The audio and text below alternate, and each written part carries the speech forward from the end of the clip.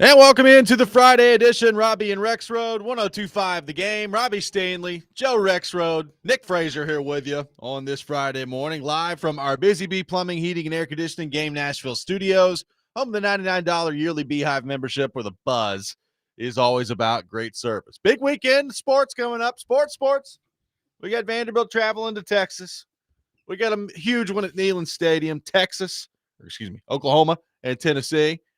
We got the Predators in action again tomorrow. We got the Titans taking on the Chargers. A lot of stuff going on out there this weekend. We'll take your thoughts on all of it at 615-737-1025. Rexrode, a minute and 10 seconds into the show, has been thwarted by headphones over there that are as tangled as it gets. Yeah, it's a Rubik's Cube over here. Should be fun during the next break. I'm sure this could be simple to work out next break. But I just is this true that like YouTube TV is getting we're not gonna have like the ESPN crap on YouTube TV? That is correct. Yes.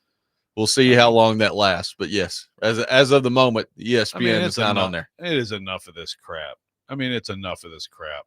And so ESPN wants everybody to do their app, right? Is that what this is? Somehow YouTube TV, which I do love during football season, always finds a way to end up in a squabble with all these people. So I don't know who to blame. I don't know if it's YouTube TV. I don't know if it's ESPN. I don't know what it is. The good news is typically when these things happen, there's enough of an outcry about it that it gets solved a day or two later. So that's what I'm hoping for today. We got some college football to take care of tomorrow, so let's get this thing figured out. Yeah, I mean, I can't function if this doesn't get figured out. I mean, I guess I could go to a sports bar. I guess I have ESPN Plus. I guess I'll just watch it on that. But still, let's get this stuff figured out. You're right that it is YouTube TV often. I mean, it's not. There's other carrier, Yeah. But ESPN with this new app thing, right? That makes me skeptical. Yeah, it makes me skeptical because they want everybody to use that. Yeah, I mean, that could be what this is. I don't know. So you go back to YouTube TV and jack things up? Yeah.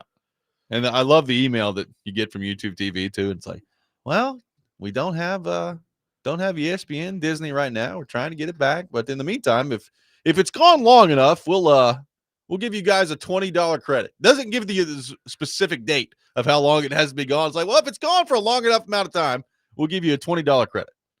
Thanks. Appreciate that. What exactly is a long enough amount of time? Yeah, well, because if I miss one college football Saturday, to me, I will cancel you. That's a long enough amount of time. Right. Yeah, exactly. I mean, I don't know, man.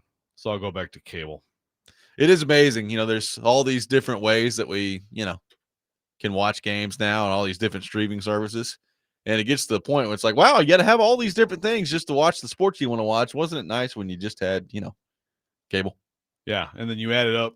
Yeah. And you get some stuff that's, that conflicts too. I can watch three different ways. I can watch one thing.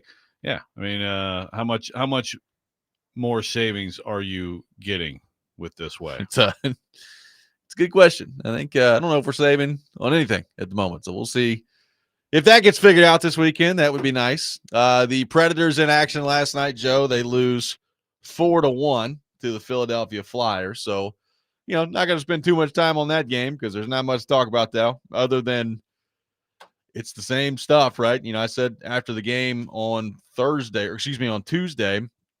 that, 8 times in 11 games they had scored 2 or fewer. Well, you can add another one to the list last night. They end up with 1 goal. On 30, they outshot 33-18, so I guess you feel good about that. But they lost 4-1 to Philadelphia, and they've now scored 2 or fewer goals 9 out of 12 times. It's just brutal out there. It's going to be a long hockey season. I mean, my gosh. And as you pointed out in our pre-show meeting, meanwhile, how about Kiefer Sherwood? Just, like former Titans, former Preds. Yeah. Get out into the world and just set the world on fire. Yeah. And Sherwood, was a fourth liner here. The different times, struggled to get in the lineup. Then he finally, he hit a groove at the end of the year. And he was really good, for a stretch of that year. And so far this year, it's 12 games. He's got 9 goals, including a hat trick last night. Of course. Why not? So it's good stuff. So Preds back in action tomorrow, but another loss. And like I said, it's just it's going to be a slog. We talked about the importance of starting fast this year. And now you look at their record of where they're at through 12 games. And I think it's a 1-game difference from where they were a year ago at this time. It's about the same. 1 game better. Yeah. Yeah. I think it's about the same of where they're at. I mean, man. So that's good. Yeah. Hey, you know what? In case you didn't know, college basketball starts on Monday. I'm just telling you. You know what? At this point, with how bad it's been with the pro teams around here, I may watch a little bit more college basketball this year. I might seriously do it. Tennessee and Vandy going to be good, man. Tennessee could be really good. Yeah, they could. See? Let's get excited. Get fired up. Let's head to our phone line, driven by WilsonCountyHyundai.com. Welcome in Chad to the program. Chad, good morning. Thank you for calling in. All right, we're fired up. College basketball. Hey, talking about YouTube TV, what I really don't like at all is when the NFL Sunday Ticket left DirecTV, which I'm a huge DirecTV guy. I have been for a long term. But the YouTube TV bit, to me, is just almost ruined it. First of all, their absolute accelerated price, was it like, I want to say close to, what is it, $500? Yeah, for Sunday Ticket, it's pretty, it's up there. It's like, it's like $479. Yeah. It's just insane. And then here's what happened to me. I waited last year till about halfway through the season. I haven't seen it come down this year, but last year I waited till about week 8 or 9 and got it for about $100, and that's about where we are. I haven't seen it now. And then of course they hit me this year for the whatever it is, $469. I feel like an accelerated price. They hit me for closer than $600 with the renew. And I just don't like it. I don't know how long they signed that contract, but put it back on DirecTV where at least I'm familiar. Your thought? Thank you, Chad. Appreciate it. I mean, well, my thought is we get the 4 screen on YouTube TV, so I disagree. But I will cancel YouTube TV if they keep messing around with this crap. I do enjoy the quad box out there. Yeah, the four games at once is pretty. Now, I don't care about sweet. that all that much in the NFL for some reason. Like, I just, whatever. That's usually if I'm watching the NFL, I'm locked in on a specific game. It's like, well, Titans are on, I'm watching them, or the Packers are on, I'm watching them. If they're on at the same time, I'll throw them together. But I can't, for whatever reason, college football, I could quad box that thing all day long. In the NFL, I got to be locked in on 1, maybe 2. I don't know why that is. Yeah. I'm not that way. I'm all quad box all the time. And even, they also give you the, I feel like there's a little more, and now I'm starting to do an ad for YouTube TV, which is contrary to the whole point of this. You are. But like different sports, you can do like World Series and Monday Night Football together and stuff. I mean, that's kind of sweet. Ryder Cup weekend. I did the college football quad box. Had the three Ryder Cup three college football games through the Ryder Cup, and the other one I felt good. Oh, man. I was like, Rexrode would be proud right now. That is very. Put a little golf in there. And then the United States got absolutely destroyed. Still, veteran move. The Ravens are sticking to Rexrode's track, baby. He thinks that they're alive. Watch out. They're back in it. And ultimately, they're going to come out victorious in this thing and win the Super Bowl. They improved to 3-5 last night. They get the 28-6 win against the Miami Dolphins, who, by the way, are cheeks. Not very good down there in Miami. Lamar Jackson back in there last night for the Ravens. And boy, does he make a difference. 18 of 23 through the air, 204 yards, 4 touchdown passes for Lamar Jackson last night, a quarterback rating of 143.2, which is pretty darn good. Derrick Henry, 19 carries, 119 yards. It's amazing. Looked like he had a little bit more running room last night with Lamar Jackson in at quarterback. Yeah. It's kind of crazy how that works. Isn't that funny, huh? Yeah. Welcome back, starting fantasy quarterback in both of my leagues. There we go. Good to have you back and see you throw 4 touchdowns. Isaiah Likely, another weapon, finally healthy. You saw that last night. 3 for 60. I'm just saying.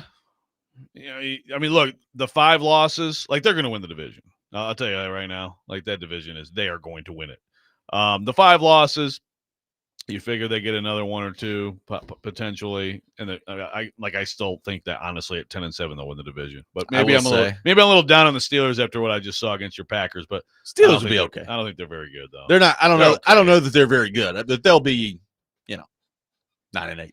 Yeah, 10-7. Yeah, somewhere like that. So if the Ravens, let's say the Ravens go 11-6, they're gonna have to win road games in the playoffs. I mean, that's how it is. That's the hole they've dug for themselves. But yeah, can you figure out something? I feel like they need to make a move at the trade deadline on defense. Next 6 games for the Ravens: Vikings, Browns, Jets, Bengals, Steelers, Bengals.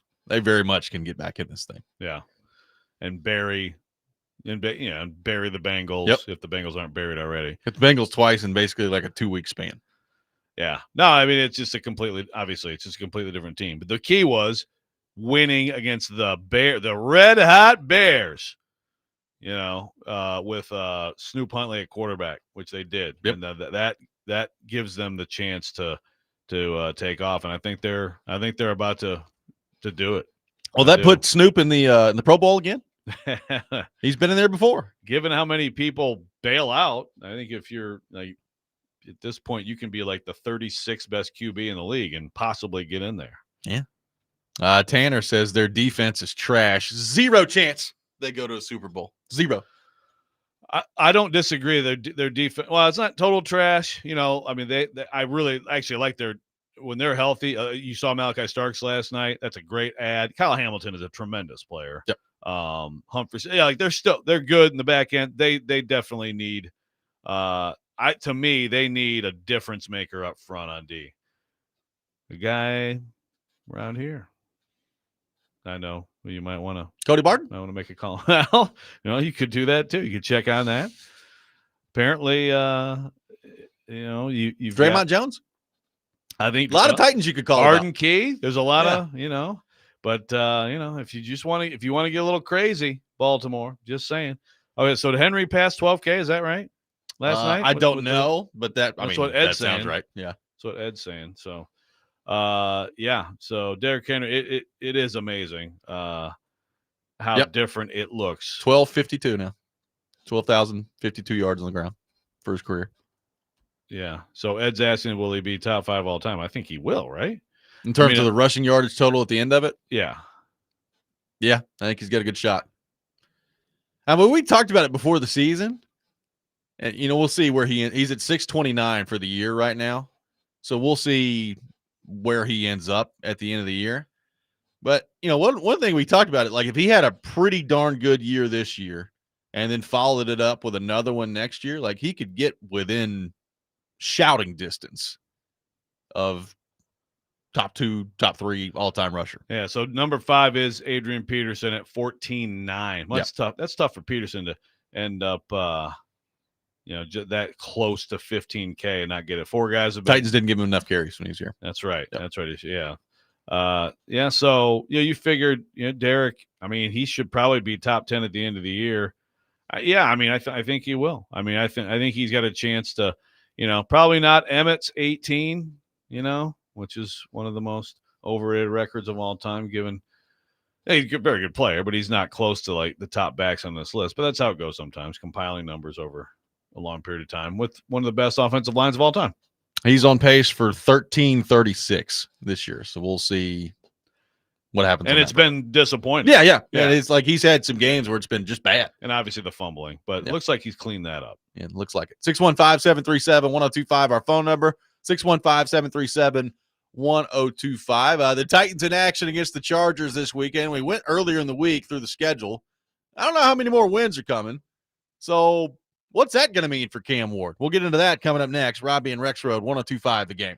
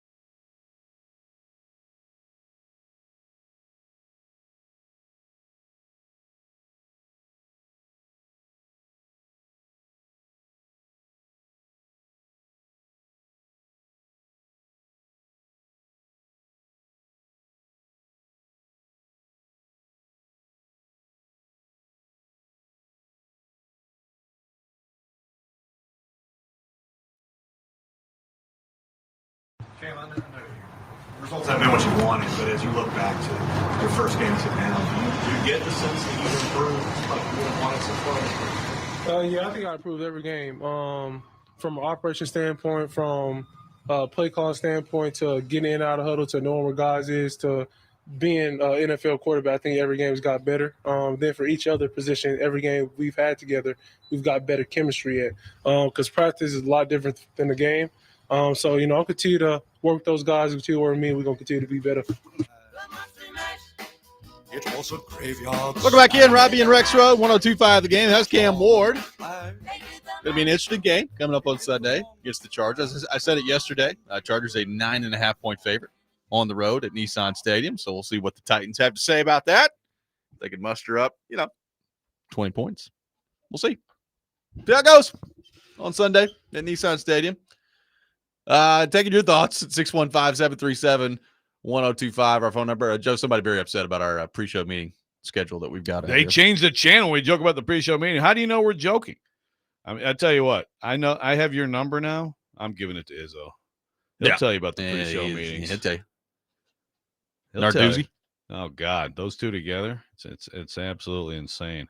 And Izzo's got a season to start Monday. Narduzzi's got a 5-2 football team. Yeah, and still they get after it. Yeah, don't tell us about our pre-show meetings, buddy. Exactly. So we talked about this earlier this week. This is not some big shock to anyone. The Titans could leave their team the exact same, and I think they'd struggle to win football games moving forward. But now, Roger McCreary just got traded away.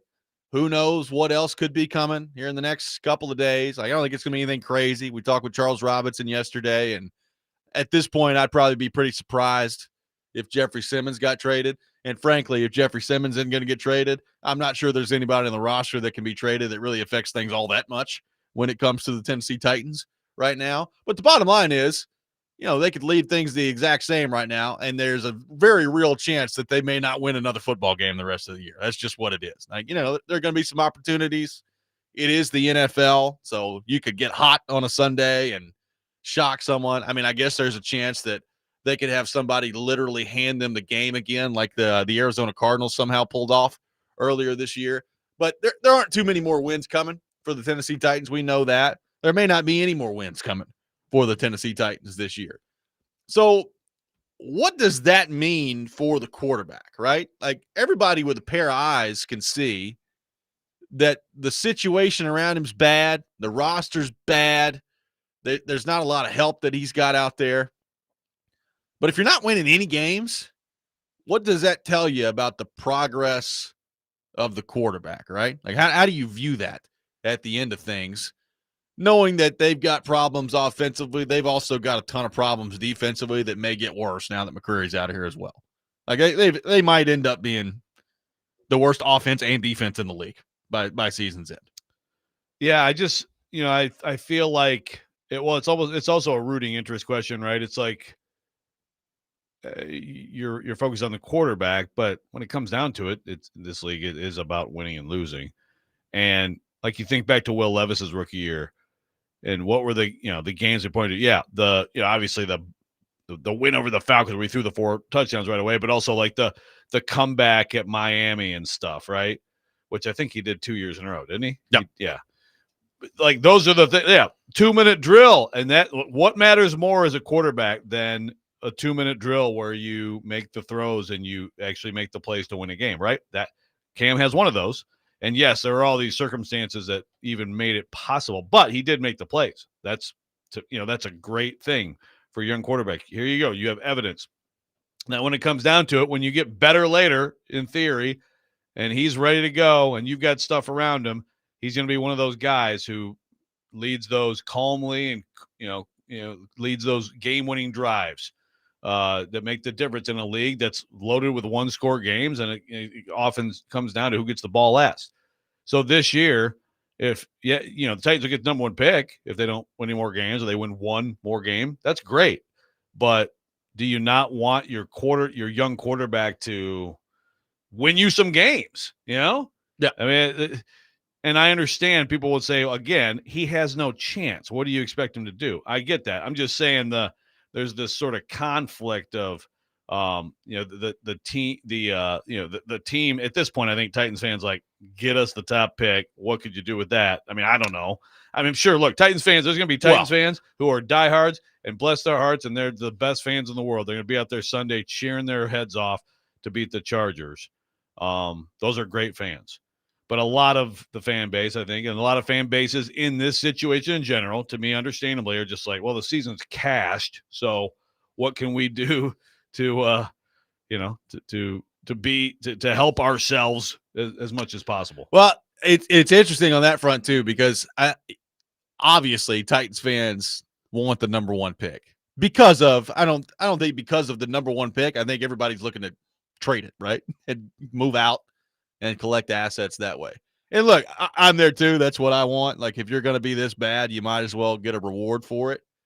However, I would still argue that if you're lining up what's more important, landing the number one overall pick or seeing really good things out of your quarterback, I would take option B, right? Like, the quarterback ultimately, I know they've got a lot of work to do with the roster, and getting the number one pick and trading out of it can go a long way towards building this thing long term.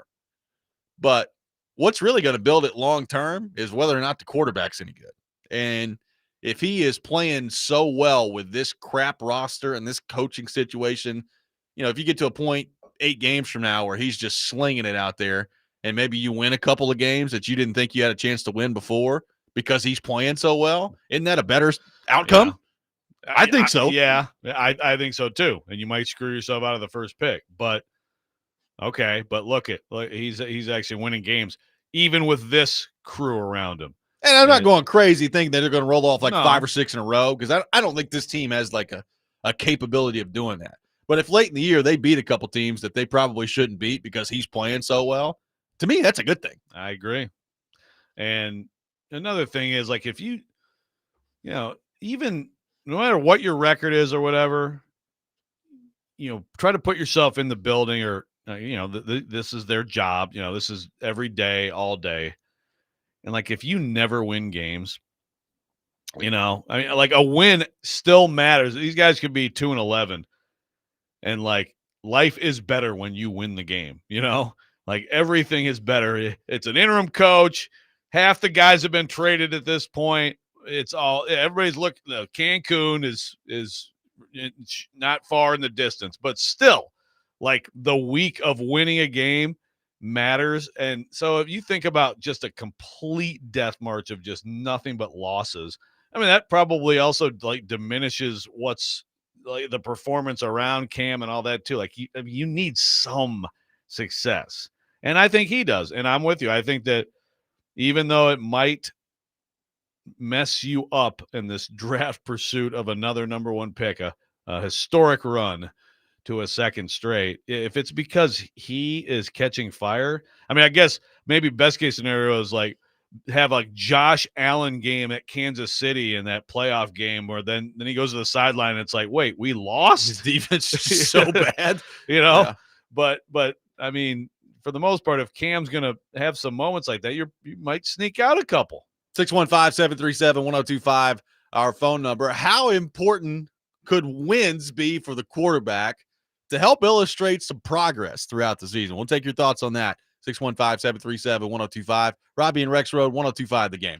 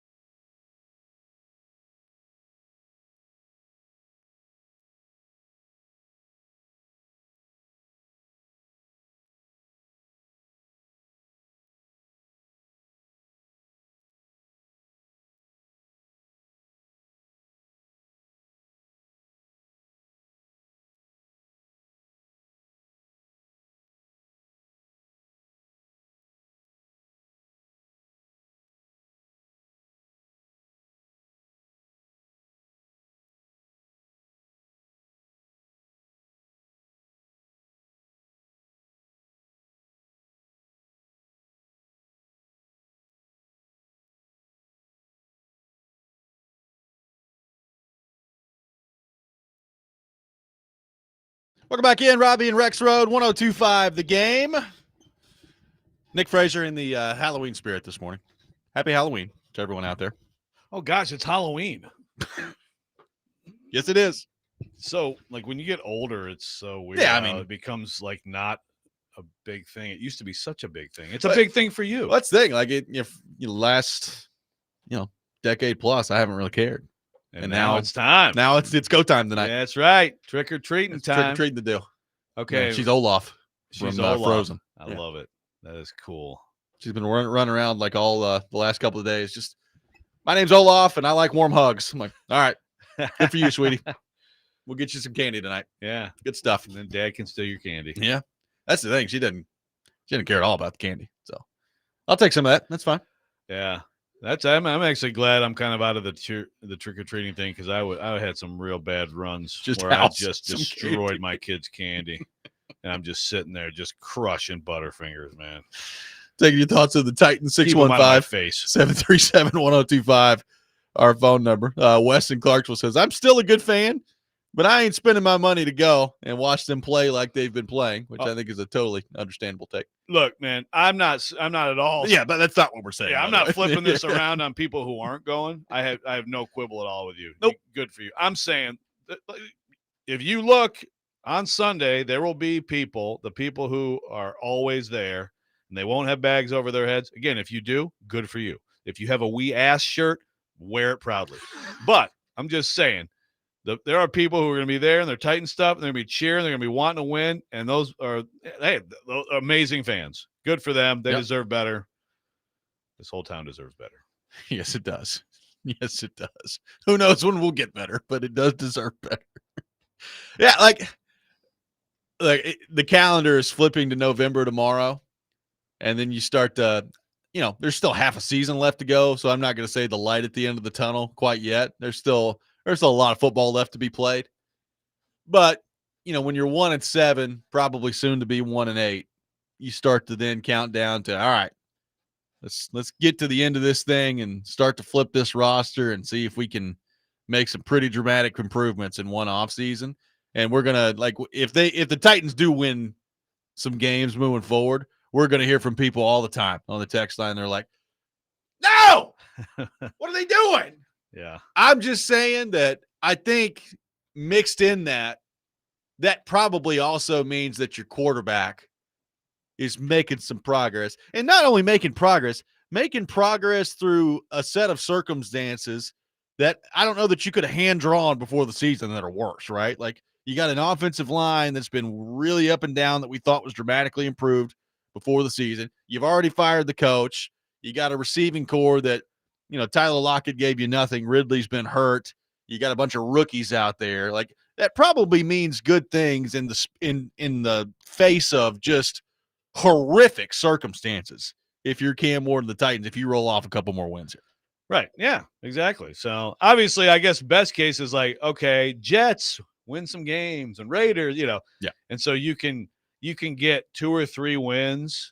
And it's because of Cam, and he's not just making progress statistically, but also he's making some winning plays, because ultimately what you're counting on when you get these quarterbacks is that they're going to win games for you, not that they're going to have pretty stats or throw amazing passes. Like, right. You want to win football games. So can you get 2 or 3 wins and still get the number 1 pick? There's your best case scenario. They won 3 games last year and got the number 1 pick, right? Like, it's not they can win a couple more games. Still get it. For sure. That's like, I think there's some Titans fans that are like, oh, they've won a game. Like the Jets are going to run into another win or 2. That's the thing. It's the fact that we saw like proof of concept, the Jets winning a football game, because like you're watching it, it's like, are they going 0-17? Is this a race to 0-17? Yeah, but the Jets actually have, I would argue, more talent than the Titans. I would agree. So, I think every team in the league's got more talent than Titans right now. Yeah, I think that's probably true. So yeah, I think 2 or 3, you can still probably get the number 1 pick. And then again, you hope those are Cam Ward driven wins, right? I think the main thing in all of this, we need to find a way to get you back to the NFL Combine this year, because we need, in the mix of all this, you need these quarterbacks that are going to be the, vying for that number 1 overall pick have some really good days at the combine with, some of these traits, get people excited in NFL offices out there. We need you at the face of all this. Yeah, I think I'd rather not. So let's hope it doesn't happen. That's right in the heart of college hoops. That is college hoops is going to be absolutely. Hopefully YouTube TV's got things figured out at that point. And you can put the quad box up there. It'll be fine. Yeah, that's a good point. Probably not. Be back with my bunny ears trying to find a game on that. I did have a question here from Ed, who first of all says, if you dress up as Amy, do you have to leave the house? That's pretty funny. But he says, is it fair to question the injured guys right now that they're being kept safe until trade deadline clears, like Ridley and Simmons? I don't think that's it. In fact, so Ed, to me, I think it helps the Titans if they want to deal those guys that they're on the field. Particularly Ridley this year. Like, if I'm a team out there, like, I'd want to see him string together some games. Yeah. Right. So the injury things, it's right before stuff. Sometimes you'll see a guy held out, but yeah, if they're these are actual injuries. We've seen these guys limp around and stuff. Like they actually got hurt and way before the trade deadline. So no, I don't think that's it. Oh, and by the way, say what you will about Jeffrey Simmons, but good luck keeping Jeffrey Simmons out of a football game. Yeah. Because you want to protect him a couple weeks out for a trade, right? Like, I don't think that conversation will go very well. No. I mean, I think, again, if Titans are out on trading Jeffrey Simmons, fine. I'd keep that. Just keep phone lines open. Sure. Because you get closer and closer, and you just might have a team that convinces itself that, like, it's worth putting some chips on the table there. But yeah, like a Ridley, I think that could have been a deal, and probably because of the injury, probably won't be a deal. I would agree. One thing to keep an eye on if you're a Titans fan this weekend too is kind of like Ed Oliver, right? Ed Oliver goes down for Buffalo, and one of the natural connections there is like, well, Buffalo probably sure could use Jeffrey Simmons right now. Is there another? I mean, it's the NFL. It's a violent sport. People get hurt every weekend. Is there another big injury this weekend to a contender that makes them desperate when they look around? That's why if you're the Titans, you can't just close yourself off from the conversation. Now, obviously, I'm not sitting here hoping for someone to get hurt, but it's the NFL. It happens. Does that happen this weekend, a couple days before the deadline, that really intensifies somebody's desperation level with their offer? Yeah, there's always injuries. And, the Ed Oliver one is definitely one of those where you're like, well, you could see how they'd be looking around and be like, we can't, look how important he was to our defense, which already is still kind of not great, but it's, take him out of that. What does that mean? Can I have a little mini rant? Sure. See, is this Big Joe? It's not Big Joe. It's not his number. How many times have I ranted about this? I don't know where you're going with it. This texter says, honestly, I'm not sure the Titans could beat half the teams in the SEC right now. Yeah, I'm like, but not really, right? Well, half might be a stretch, but they suck. Yes, that's true. So just every once in a while, just to a reminder, in modern football history, there's never been a college football team that could ever touch an NFL team. Okay? Please be with me on this. You know what we do in the amazing college teams like that Miami team of 01? I think Ohio State would win. Yeah. Or whatever. They got 12 draft picks. Oh my God. You know what the NFL team has? They have 53 NFL players on it who are grown men who are 27. Can we schedule a scrimmage between the Titans and Vanderbilt? Look, I said this Monday with Jake or Tuesday with Jake. I'm in the camp that Vandy this year would beat a depleted Titans team right now just because if you look at the average age, I think 11 quarterbacks are older. Yeah, there's more graduate students on this Vanderbilt roster than there are actual. I mean, don't get me wrong, there are 53 pros on the Titans roster, okay? But the average age on the Titans roster is 25.3 years old. So the Vandy average roster is 22.9. Not too far off. Right, but there's 4 dudes who are going to play in the NFL on the Vanderbilt team. Very true. And the other team has all dudes who are in the NFL. Very true. But I'm just looking at this Titans secondary that you can just obviously pick somebody off the street. I mean, that's just me. Let's schedule it. Let's get the Vandy scrimmage going. Yeah. I'm sure Clark Lee would love it. It's nothing better to do. I never know if people are serious. Oh, there's some people that are serious in this conversation. Like what would the line be, in all seriousness, if you took Vanderbilt and the awful, suck out loud Tennessee Titans and you put them on a field? What would the line be? What would your line be? Titans minus 30.5. Yeah. Thank you. It'd be yeah, we're in the dozens. We're in the dozens. Okay. But anyway, I'm sorry. This is just the occasional I have Ohio State, I'd probably go Ohio State -1. Ohio State -2. Stop it. You're just trolling me. 4.5. Alabama, probably 4.5. Yeah. Ty Simpson. I'm sorry I brought it up. 615-737-1025 is our phone number. 615-737-1025. Are we sure that Amy Adams Strunk is done firing people for the year? I want to get into that coming up next. Take your thoughts on that. 615. You got someone in mind? I do. Uh-oh. 615-737-1025. Robby and Rexrode, 1025 The Game.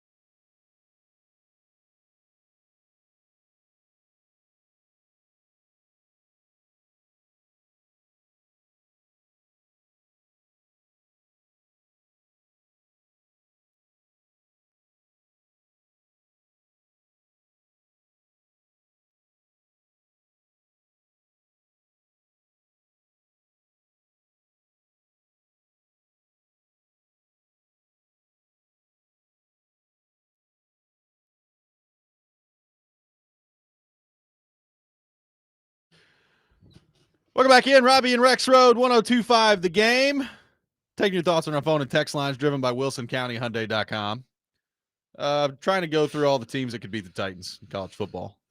I like this texter a lot. Rexrode is not often correct, but he's actually underselling his point. Vandy wouldn't cross midfield. I honestly don't think that there's a college team ever, pick any great college team ever. And again, modern, I'm not going back to like the leather helmet days. I mean, back then it was like, it was probably like Notre Dame could probably beat like the early like Portsmouth Spartans or some crap, you know? But I honestly don't think, I don't think it would be watchable. I don't think it would be competitive. I think it'd be domination at basically every spot. And like, I think it's like a 50-point difference, basically. I mean, it's a way bigger gap than like Tennessee playing like UAB. It's a way bigger gap. Yeah. So, but still, every year his text is persistent, though. I give him credit. It says, in all seriousness, do you think the Titans could beat Nick Saban's best team in Alabama when they had first rounders all over the field? Yes, dude. By a lot. Stop it. Stop it. How do we not understand this? These are grown professionals who are, you get bigger and stronger and better as you get from 22 to 26 to 28. You think you the Predators that? could beat Penn State? Preds could beat Michigan State? Oh, here we go. We're going to do the yes. I will say college hockey. I mean, at least it's fun. It's the most fun I've ever had watching college hockey so far this year. Are we sure that Amy Adams Strunk is done firing people? You know, she got her annual firing out of the way early this year. You know, Brian Callahan shown the door. It's gone. We know that there's a head coaching search that's about to take place. Let's say that this goes the way we think it might / probably will. They're 1-16 at the end of the year. We sure Brinker's making it through that?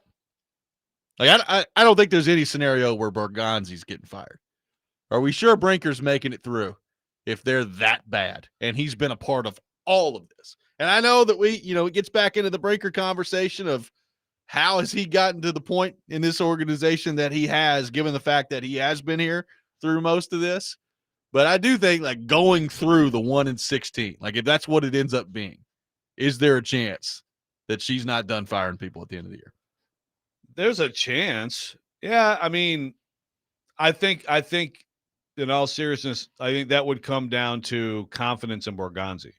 Because I think what you're doing there, unless you have someone else in mind to just take Brinker's role, I mean, I think what you're doing there is you're saying, all right, like Borgonzi is the last line of it. Like he has finals, everything. Yeah. Now, again, you still have to have someone to do some of what Brinker did. I mean, the sprinkler system is not just going to fix itself on its own. Okay. I mean, the grass over there is not going to get cut precisely unless you've got someone making sure, the security cameras. I mean, there's a lot of stuff that you got to do. Get the algae out of the pond over there too. Oh yeah, that's a good point. But in all seriousness, as I keep saying, in all seriousness, and then don't be serious. I would not rule it out. I'd be surprised. I would be too, but again, she's all in on somebody until she's not, and then it just changes quick. And going through it, like 1-16, which I think is very much on the table. Not saying it guaranteed to happen, but I think it's very much on the table. Like, if you get to the end of that means that's a rough slog the rest of the way here. And she has to sit through that and go through it. All I'm saying is I would not be just totally stunned by it if it happened. Because, I mean, frankly, I've stopped being stunned by this organization firing people a long time ago at this point. I mean, it happens all the time in this organization. So all I'm saying is if they're as bad as I think they may end up being by season's end, I'll at least keep an open mind on it. Yeah, well, it gets into it gets into public accountability for something so awful. Yeah. And feeling. But again, also, like, I wonder about just how checked out she is, because again, we're not even getting her name on the press releases anymore. That's a good point. So it's arguable that you should do it if you get to that. Oh, it's arguable you should do it now. Right. But at the same time, clearly, I mean, Brinker has elevated quickly, and has her ear and has impressed her and all that stuff. Yeah. So it's like, I guess some people, if that were to happen, I think sometimes fans will be, go good, and here's the next guy we wanted fired, and now he's fired. Now who's next? But some people would be like, well, why not clean house completely? You know, you can't. I mean, I don't think you should, but it's just like this cycle is just so hard to break. Well, and that's why, again, we'll probably still be talking about this like 3 years from now. I mean, hopefully they're better by that point.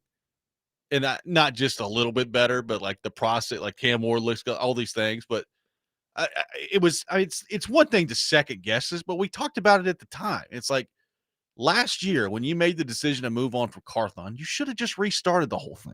Like you should have got rid of Callahan, should have moved on from Brinker, and just restarted the whole thing and brought this general manager. If you want to have a president of football operations, all of it, and a new head coach in all at the same time, and then you draft your quarterback if that's what you want to do. But the fact that they've just been dancing around this is how you end up in this situation. And now, I mean, Brinker's next in the crosshairs with the fan base. Is he next in the crosshairs with Amy Adams Strunk? I have no idea. I don't know what that's going to look like, but it just the more distance we get from it, and we talked about it at the time, but now that we've got even more distance from it, it's just so dumb the way that they handled last offseason by not just going ahead and ripping the Band-Aid off and starting over at the same time. It's stupid. If it does get this bad and they get to the end and then everything's fine and Brinker, that think about it, because certainly Amy was obviously all in on J-Rob and Vrabel, gave him the huge extension, then all in on Vrabel, ran as the guy. So if we get to this and it's like, nope, everything's fine, well, then Brinker has endeared himself like no one else that we've seen could, including people who actually have performed at a high level in this league.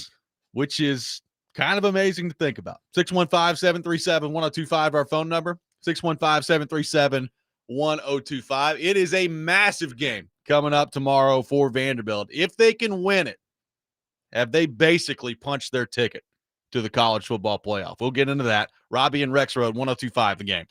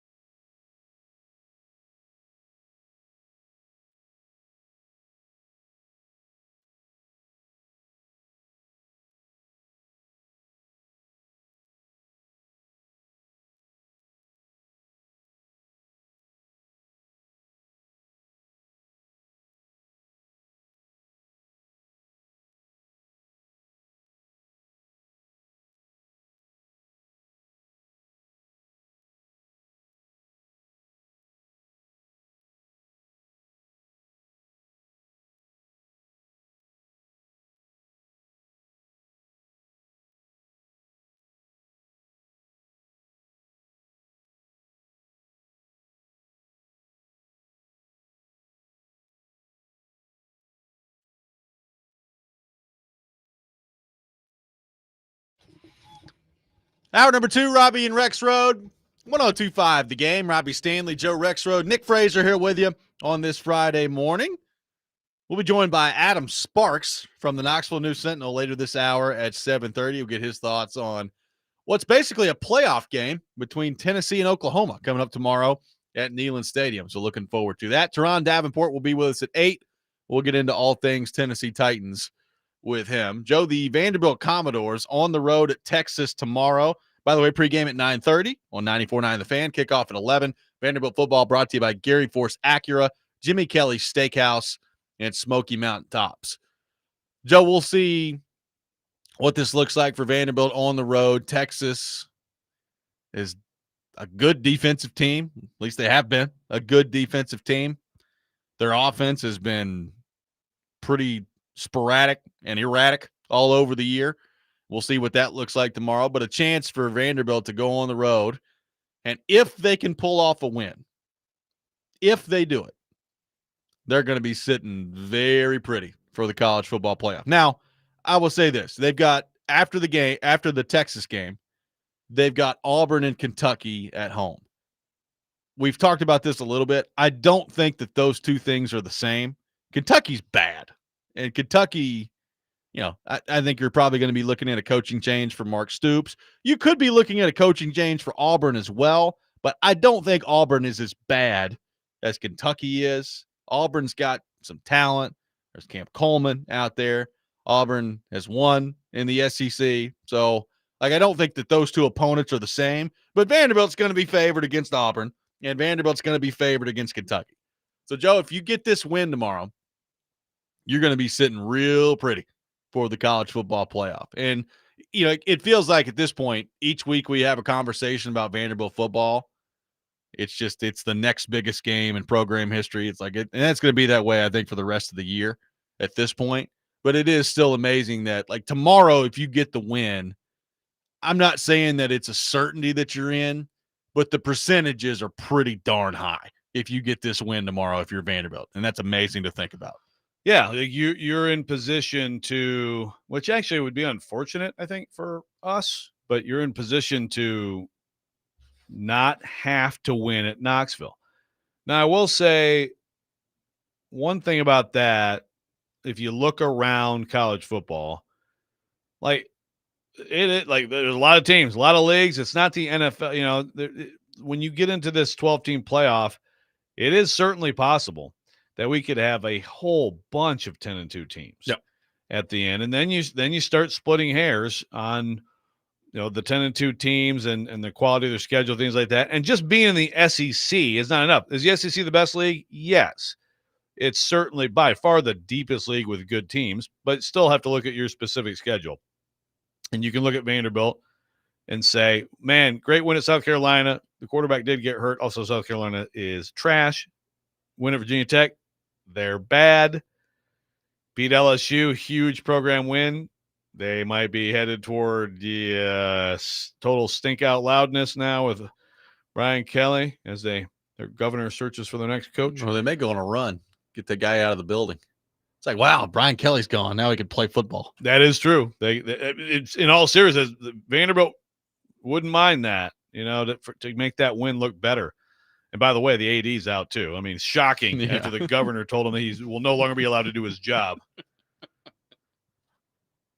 We're going to get us as a football coach down here. I love college football so much. Yeah, it's amazing. And then, the win over Missouri, I think it holds up pretty well, but who knows what they're going to do. So bottom line is, you look at what they've done, and I'm not trying to nitpick Vandy here, but it's not foolproof. And even then you win at Texas, what's going to become of them? It's like, yeah, it's not fool. I still, though, would say they win this game. They win those two. I think they go into Knoxville pretty confident. Yeah. I'm just expecting things to shake out that way. They may not. Now, you got to keep your eye on a lot of stuff in college football the next few weeks. We're going to have the CFP first rankings coming out Tuesday. And from there, that's going to be really interesting. And then from there, obviously, it's just a lot of games and teams that matter from there. I'm with you.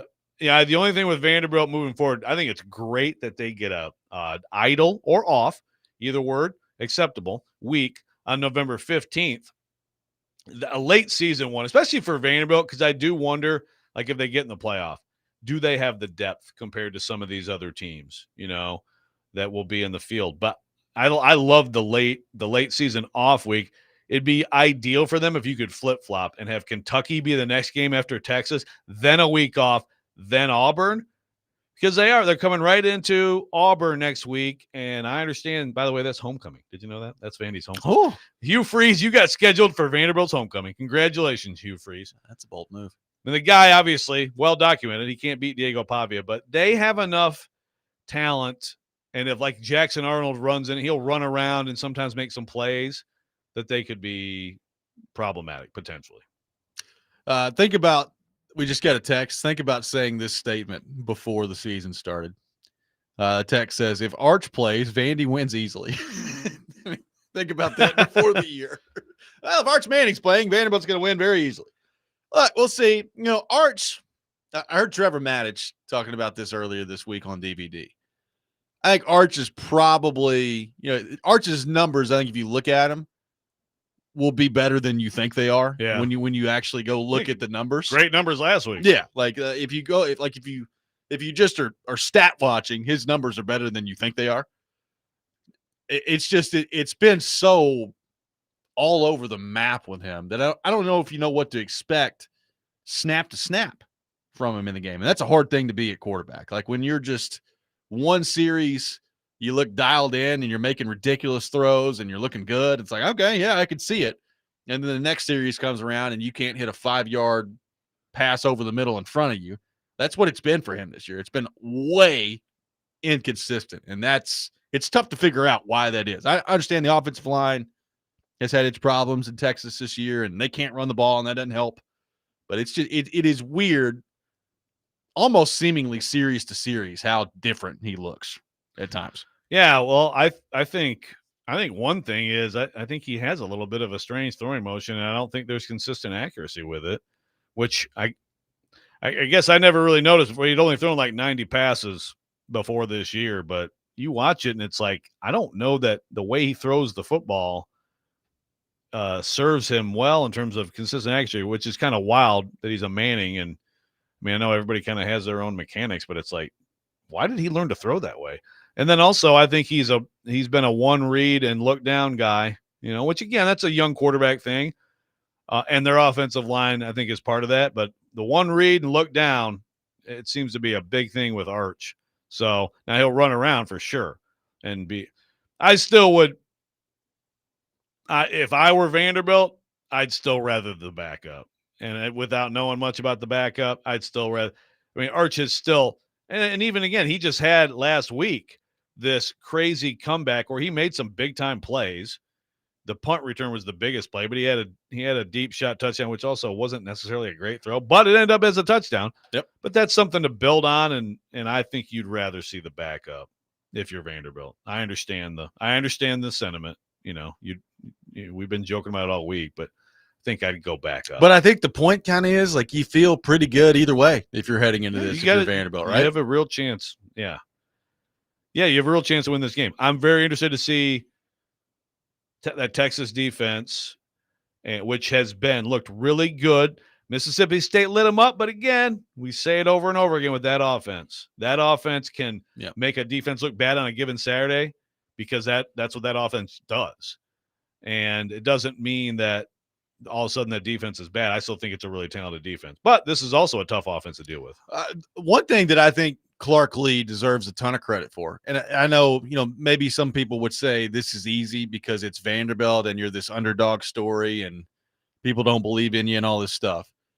But he has gotten his team ready to play basically from the jump in every game. Now, it hasn't always been pretty. Like the Missouri game wasn't pretty for Vanderbilt, but they've been ready to go. Like even the Alabama game, they were ready to go. Like they started well in that game, and then they had some crucial turnovers in the red zone that flipped it. But they were, they were in there in that game. Like I think that's a hard thing to do in college football is to week in, week out, have your group ready to go from the jump. And they've been able to do that no matter the circumstances so far this year. Yeah, no doubt. And it's just, and there's 4 more here. Yep. And None of them are just absolute. Even Kentucky, again, Tennessee made it look like they have no defense. Yeah. They do have a defense. Like in other games, they have played.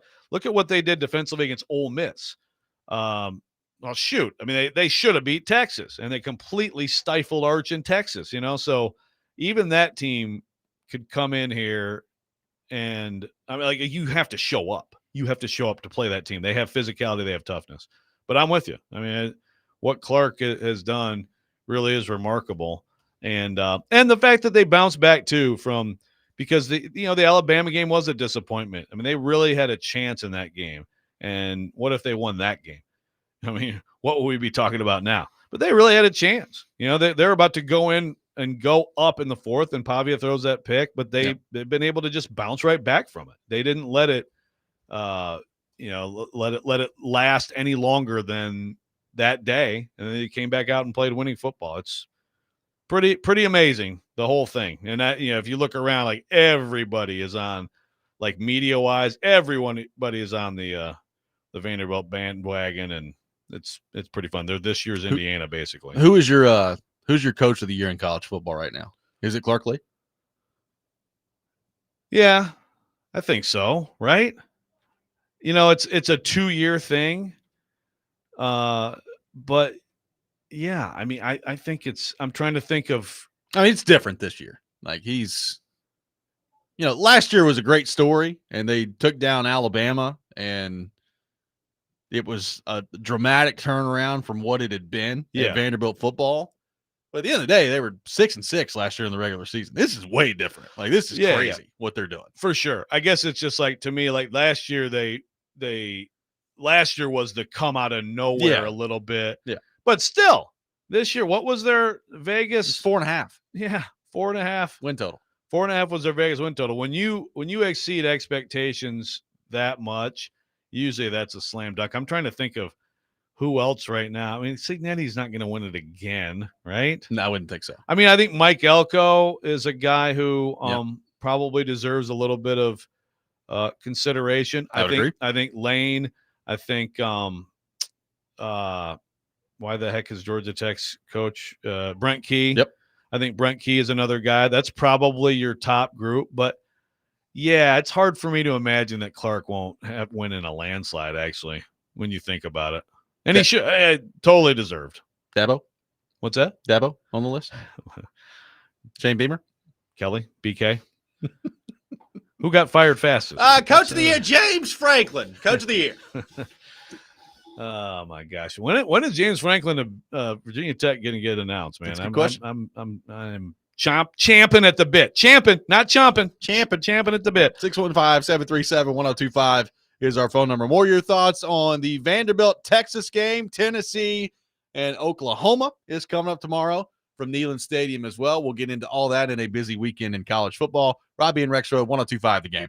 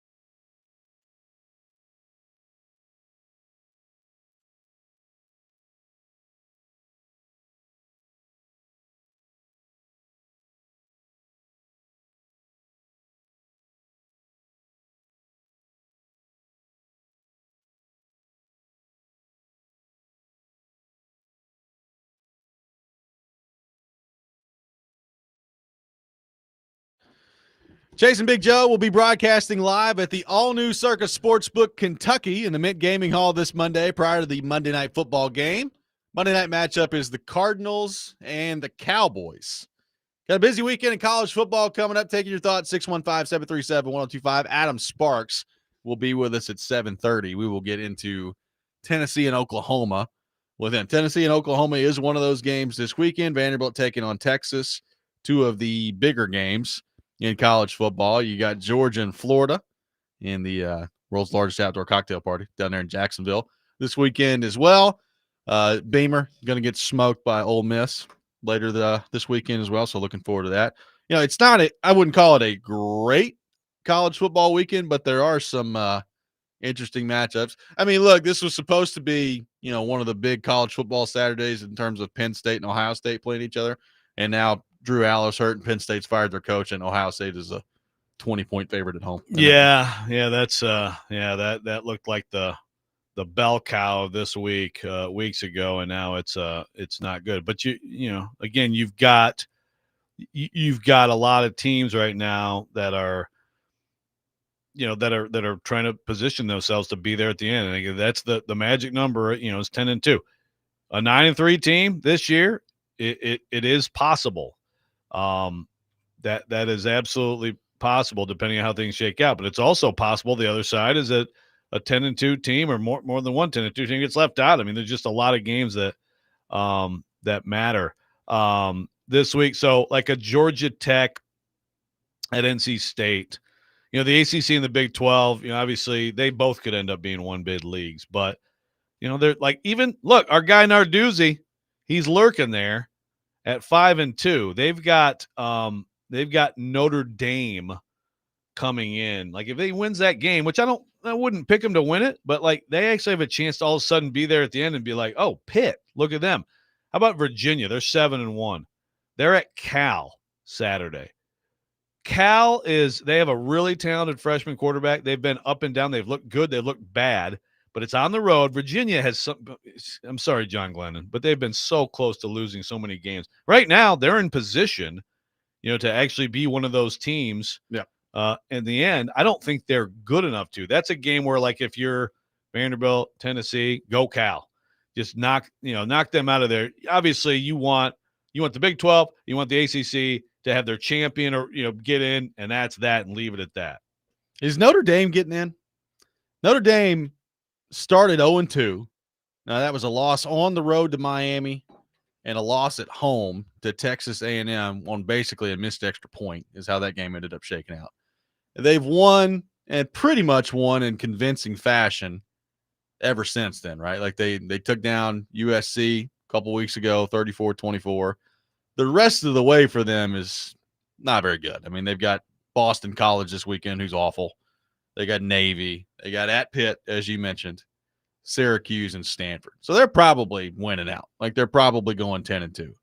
And they're going to go 10-2, and their best win in there is probably going to end up being USC, maybe Pitt. We'll see how it shakes out. Are they in at that point, do you think? Well, like you said, there's the rooting for the teams that you beat or whatever, that you play to make your wins look better. And there's also rooting for your losses look better. And the losses couldn't have worked out much better for them since then, right? Texas A&M's unbeaten. Miami, I think at times has looked like they could be as good as anybody. So at this point, yeah, if they win out, I think they're in. Yeah, I do. And you're right that they wouldn't have great wins. It does help them that, like, Pitt has figured it out, and Pitt looks pretty good right now, and their offense looks awesome. So I know there's people who hate that, but again, just because you started, I mean, let's look at what Notre Dame has done. And again, I understand those are two losses, but 10-2, typically we're going to expect a 10-2 team to get in, aren't we? So if we are, then what's so the problem is that everybody's like, they're 0-2, let's bury them. It was just like last year, they lose to Northern Illinois, let's bury them. Well, then they respond and they win out. I mean, I don't really have a problem with them. The difference is that they don't play in a conference. Like they're not in a conference. Yeah. So, which they love, by the way. They boast about that. It's worked out well for them. It's worked out well for them. But it just, I don't know. The whole thing is, I'm with you. They're getting it. If they go 10-2, I guarantee you Notre Dame's getting it. they're getting in. And I'm not necessarily saying they shouldn't, because if you watch them play, they're clearly pretty good. Yep. Like they're a pretty good team. I think there's a chance that they're going to get in, having lost to Miami and Texas A&M, which, as you mentioned, are two quote unquote good losses, and then really not having beaten anybody else of very much substance. Yeah. Look, and people complain. The Pitt game, it's good for them that Pitt has done. Again, Pitt should be 7-0. They blew the West Virginia. Sorry, Narduzzi, but you blew the game against West Virginia, and 17-point lead to Louisville as Stilly's there screaming on his couch in glee, running around the room. I think they're a good team, but yeah, look at Ohio State. I mean, we all think they're number one. I'm not disputing that they're number one, and they've done what? They went out and won at Washington. That's their best win, right? They won at Washington. What are they going to do? A win at Michigan. Michigan's a pretty good team. Like, Michigan's gonna have a good record. It's a rivalry game. They're ranked, so like that's fine. But really, like, it's just, you look up and down. We were so up. Oh my God, what a tough! Look at that defense beating Texas 14-7. Well, a lot of people have made Texas's offense look bad. Like, who out there has really like done really impressive things with their schedule? I guess you could Indiana. Indiana winning at Oregon. Yep. Well, Indiana winning at Oregon and then absolutely crushing destroying everyone else. Yeah. Except Iowa. Yeah. Iowa almost got them. But yes, they look impressive. I would say, like Ole Miss, they should have won at Georgia. Yeah. I mean, they just won at Oklahoma. Some of these SEC teams have done. And like Oklahoma, if they happen to win in Knoxville Saturday, like, that's a team that, like, with their schedule, because they have crazy stuff ahead, like, that could be like your 9-3 team. Like, 9-3 with that schedule, pretty good. And they blew out Michigan, by the way.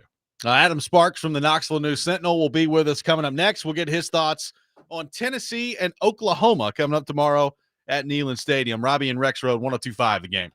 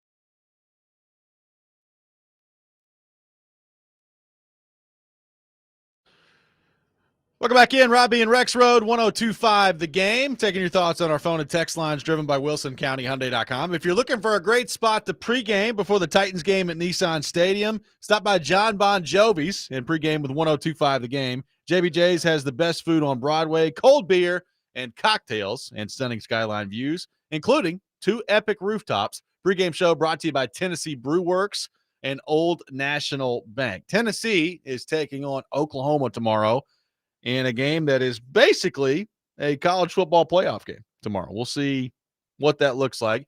You're right. There is a chance that Oklahoma could end up 9-3, and you look at their schedule and it's like, well, they might get in. It might happen for them at that point. But Tennessee, I think for sure, has to win out here and get to 10-2 if they're going to have a chance.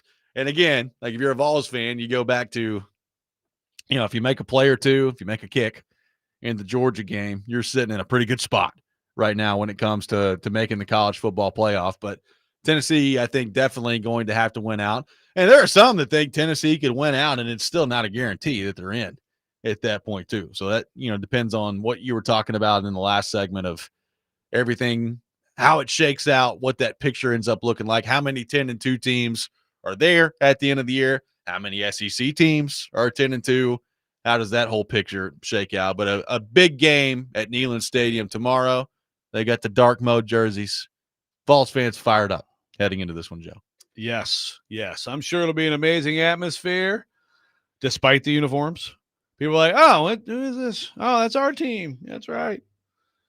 But how many people in the building do you think won't know which team is out there tomorrow? I mean, I could, of a certain age, maybe at least initially confused for a minute. Do we think Adam Sparks will know which team is playing tomorrow? Let's head to our phone line and figure it out. Let's welcome in Adam Sparks to the program from the Knoxville News Sentinel. Adam, good morning. How we doing, man? Not bad. How you guys doing? Doing good, man. Rexrode, big time hater of the dark mode jerseys. Do you? Is he too much of a boomer? Where do we come down on the dark mode jerseys? Is Joe 100 years old all of a sudden? I think so. I just like good uniforms and not crappy ones. They're fine.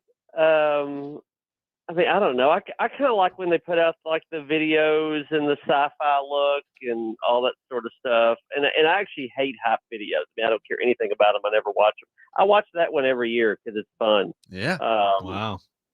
If you make something of it, which they do, I think 90% of the gimmicks that's done around college football are useless. But Tennessee fans tend to do all the things that they're told to do. Wear this, sit in this section with this color on. They react to this certain music and these lights that play only in these certain games and the uniforms.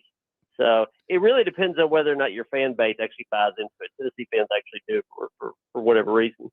Yeah, have some of that, Rexrode. That's what I'm talking about heading into this. So on the field, it's basically a playoff game for Tennessee in this game tomorrow, Adam. The offense has been really good throughout the year. The defense has been very hit or miss. What do you make of Tennessee's defense, where things stand with that right now? And I guess your confidence level in them heading into this matchup at home tomorrow, which is a place where they basically don't lose under Josh Heupel unless it's Georgia.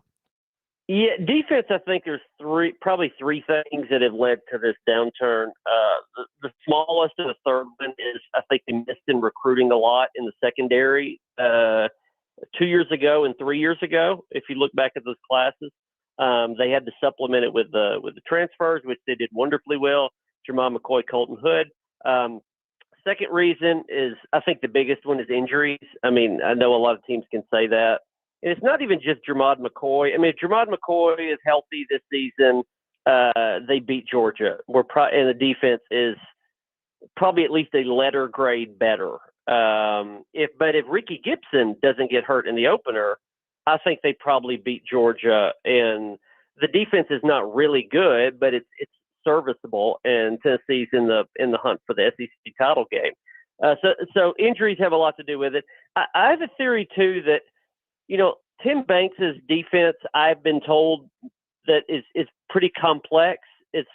And I think last year he was sort of teaching that to 400 level students and, fifth year, sixth year, even seventh year seniors, guys that have been there forever. and almost everybody in that defense was older last year. And this year, you've got some older, you've got a lot younger. This is the youngest team Josh Heupel's ever had. You have some transfers, and so you have a mixture of that. And I think he probably needs to simplify things. I think he's still coaching in the mode that he did last year. And you talk to players every week, and they say, you ask what the problems are. And they say, well, 10 guys did this right, one guy didn't. And that's almost every play. Well, maybe you need to simplify it for that one guy rather than waiting for that one guy to catch up. So I think an adjustment in the scheme is needed. Jermod McCoy will suit up and play for the Vols on what day? The next, not this Oklahoma game. I think is a decent chance after the bye week. How much of a difference are we talking there? I mean, you with the way Hood is playing, how much of a difference are we talking? And by the way, let me just say before anybody freaks out, that's not definitive. I'm just saying if you're asking, you just reported it. Headline, tweet it. Yeah, New Mexico State or Florida. I think one of those two. I think he's getting much closer, and they got a bye week coming. I don't know. I don't know how effective Jermod McCoy is going to be. Is it going to be a first-round pick, A+ guy when he comes out there? I don't think so. It's been a year. But is he a B- type guy, or can he play at a high level for 25 snaps? Yeah. So that can help them, and maybe if you can get him out there playing to that level by the Florida game, then suddenly you have your freshman corner. Instead of playing 70 snaps, he's playing 45 snaps. And I just think that would make a big difference. It's not just that they're having some bad plays made in some of their secondary. It's that you've got guys that were supposed to be playing 30 snaps or playing 70. And you're just going to have mistakes late in games when you put that kind of volume on guys. Adam, it was obviously not the start to the season that David Sanders wanted, dealing with the injury, but he's gotten in there. He's gotten settled in now. I think he's looked pretty darn good, especially for a freshman. What have been your thoughts of the way that he's played and the way that the line as a whole has played? Yeah, he's looked good. He's looked what you would hope a 5-star freshman would look like. It's better each week.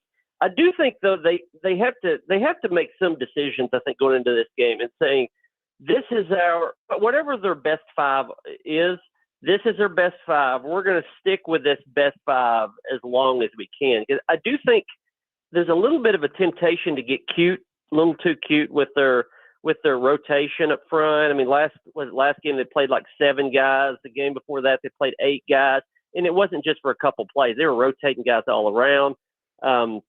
Jesse Perry's a right tackle.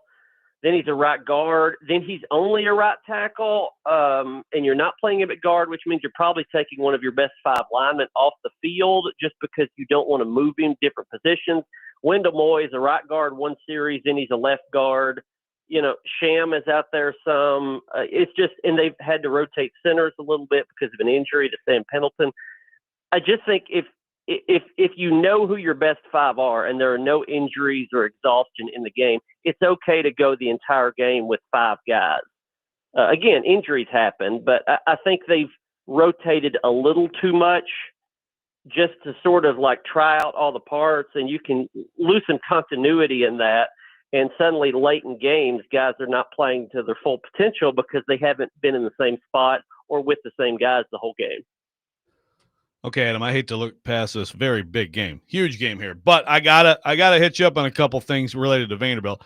For people who don't know, Adam Sparks covered Vanderbilt for a long time. So first of all, if it comes down to the way it might be shaping up here, which is like Tennessee Vanderbilt playing for a playoff spot, I mean, maybe this is an obvious question, but that's the biggest Tennessee Vanderbilt game of all time. How big will that be in the state? And then also, as you look here at the school and the athletic department that you covered for so long, how blown away are you by what is happening at Vanderbilt right now?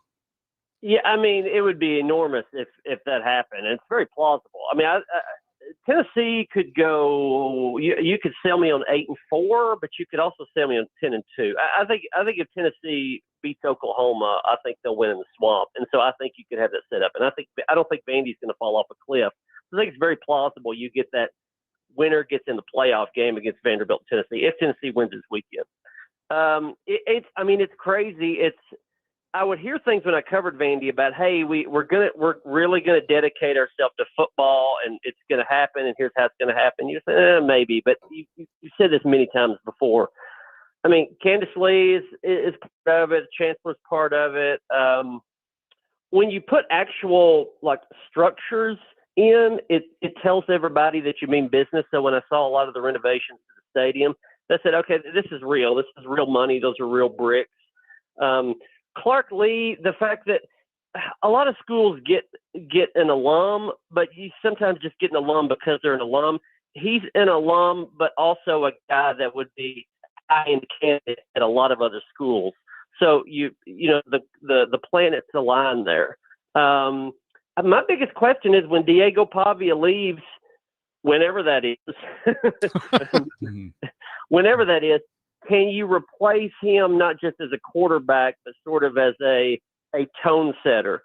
If you can do that in this era, in this NIL transfer portal era, with that coach, they can win long term. Like they can keep doing this, and they can be in the playoff hunt for many, many years.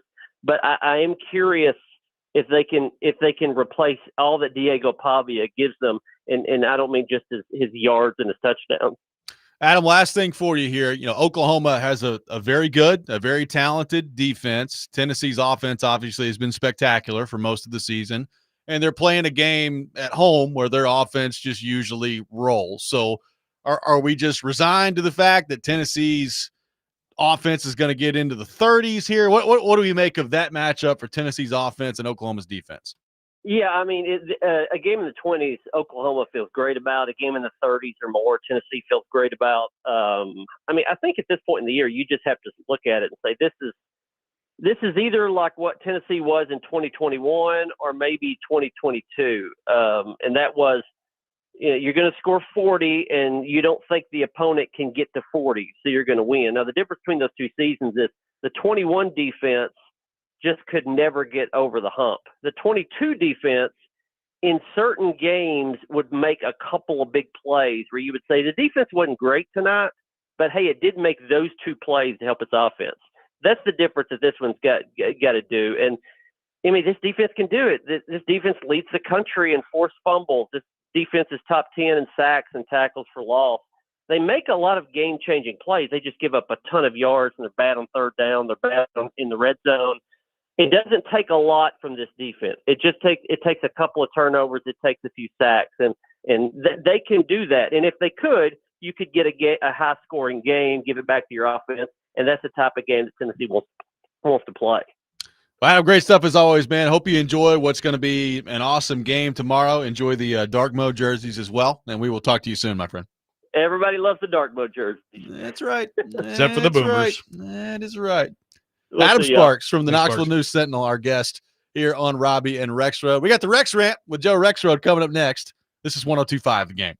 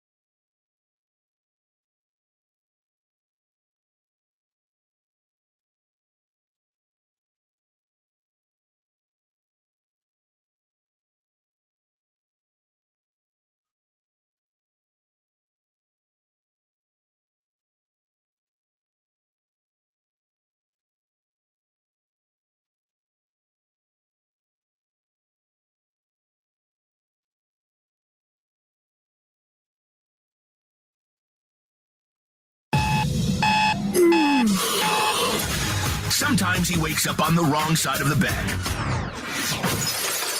And sometimes he's just, well, Joe. Awkward moment. Let's do it. This is the Rex Rant, now on Robby and Rexrode. We had a love fest. We all kind of gathered around. We hugged each other. Cut their jugular and eat their spleen. What do you think about that, buddy? You think the darkness is your ally? I was born in it. I would be teaching them to go Forrest Gump. Just keep running all the way through the end zone into like the exit to the stadium. He must be the stupidest son of a alive, but he sure is fast. Hey, come here, Paul. See that? That says exit. Get your ass out of my press conference. Would you call this cutting someone's jugular, Mike? 1 week we're going to stink, and this guy sucks, and then I suck. It is time for the Rex Rant, brought to you by Functional Medicine of Tennessee. Rise up to better health. Check them out at functionalmedicineoftennessee.net. Another outstanding job by Nick Frazier. Joe Rexrode, the floor is yours. Good stuff. Good stuff. Okay. I just want everyone to recognize this week. We haven't talked a lot about the Chargers-Titans game. That is true. But the Chargers are coached by Jim Harbaugh. And I just want everyone in Nashville to welcome with open arms one of the all-time great cheaters in the history of college sports. Yay, Jim Harbaugh! Absolutely one of the biggest cheaters ever. And, hey, we have more evidence of this. You know, the NCAA is so mad at Michigan. They hammered Central Michigan yesterday. So if anybody remembers the Connor Stallions documentary, did you watch it? I did. And remember all the, he's trying to I wasn't me on the sideline. He's kind of like, it wasn't. Well, we have full 100% confirmation that it was Connor Stallions on that sideline in East Lansing at Michigan State scouting. Quarterbacks coach Jake Costner, who was a former student assistant at Michigan. No relation to Kevin. Yeah, it's Costner with a K. Had the whole plan. He asked the equipment manager for coaching gear. Didn't say who it was for. Just I need a little extra coaching gear. I don't know. Halloween's coming. Here I need some extra coaching gear. He got a bench pass from the director of recruiting, Mike McGee. He got an alias for Connor Stallions, and he got him on the sideline. It's now 100% confirmed. We have the entire thing. Connor Stallions' whole documentary is a complete BS, which we knew anyway, but just in case you weren't sure, it's complete BS. Jim McElwain, good old Jim McElwain, guy who I covered a long, long time ago at Michigan State, actually, guy who worked with Nick Saban. He now has a show cause. Now, he retired, but he has a 2-year show cause, which means if he's hired by a school, he'd be suspended from 30% of the regular season games and the first year and then 20% the next year. Costner's got a 4-year show cause. Show causes all over the place. Hand them out. And they're all over the place in Michigan. And by the way, this week, Michigan and Sharon Moore, they quietly said, well, we're not appealing. When they were going to appeal, we're appealing this. This is big. And this week it's like, well, we'll just go ahead and take our punishment now and then scurry into the corner. I mean, it really is. It really is amazing. Like, you think about the NCAA and how in my lifetime, basically, it's mostly people complaining about the NCAA for a lot of different reasons and a lot of good reasons. One of the biggest reasons, of course, is because they never actually hammer anyone, and especially not the big brand names. I mean, North Carolina had an entirely fake, class, academic component of their university and got no punishment, okay? Michigan is no less a brand name than North Carolina. Look at the hammering that has gone on here. Again, individually, which is what it should be for these people. Absolute all-time cheaters. Congratulations. Jim Harbaugh coming in this weekend. And by the way, his show cause, I think till 2028. 2028? Do I have that right? 2028 or 20? Is that it? Is it more than, or is it 8 years? No, maybe it is 8 years. It's 8 years. I think it's a long one. Yeah. So it's okay. So is it until 2032, 2033? Harbaugh's also, along with being an all-time cheater, he's a very good coach. But again, what if it just doesn't work out here with the Chargers? Yeah. It took him a long time to try to get out of Michigan, get back in the NFL, and he couldn't get those jobs. Then he got a really good job. He beat out Vrabel for this job. But if it doesn't go well, what is this guy going to do? He's probably going to be an assistant somewhere, I guess. but he's not going to be. He can't go back to college football. Well, when John gets hired here to be the next head coach of the Titans after the Ravens flame out this year, he can come be the assistant for John. What if we had both Harbaughs? Wouldn't that be something? Holy cow! That is a dream scenario. Yeah, I don't know. It'll be interesting. I think the Chargers are good, but they've lost a little luster. They've had injuries. They've had some bad. Luck and things like that. Okay, Dustin from Hopkinsville. Everyone stole signs. Yes, Dustin. We know that everyone steals signs. That's why they all were doing hand signals and things like that. Do we really have to explain this situation? They don't have people rappelling from buildings and using military technologies. Yeah, and sending a fleet of people out to different games and buying tickets with their cameras. Do we know the? Are you serious? Do we know the alias that Connor Stallion used at Central Michigan? I've not seen it. That is a very good question. I have not seen it either. We got to figure that out. Stoner Callions. Yeah, I don't.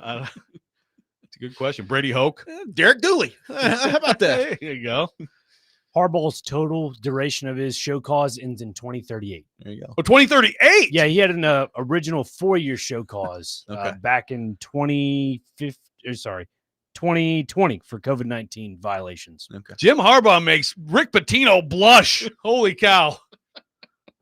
615-737-1025, our phone number. Turron Davenport will be with us coming up next. We'll get into all things Tennessee Titans with him. Robby and Rexrode, 1025 The Game.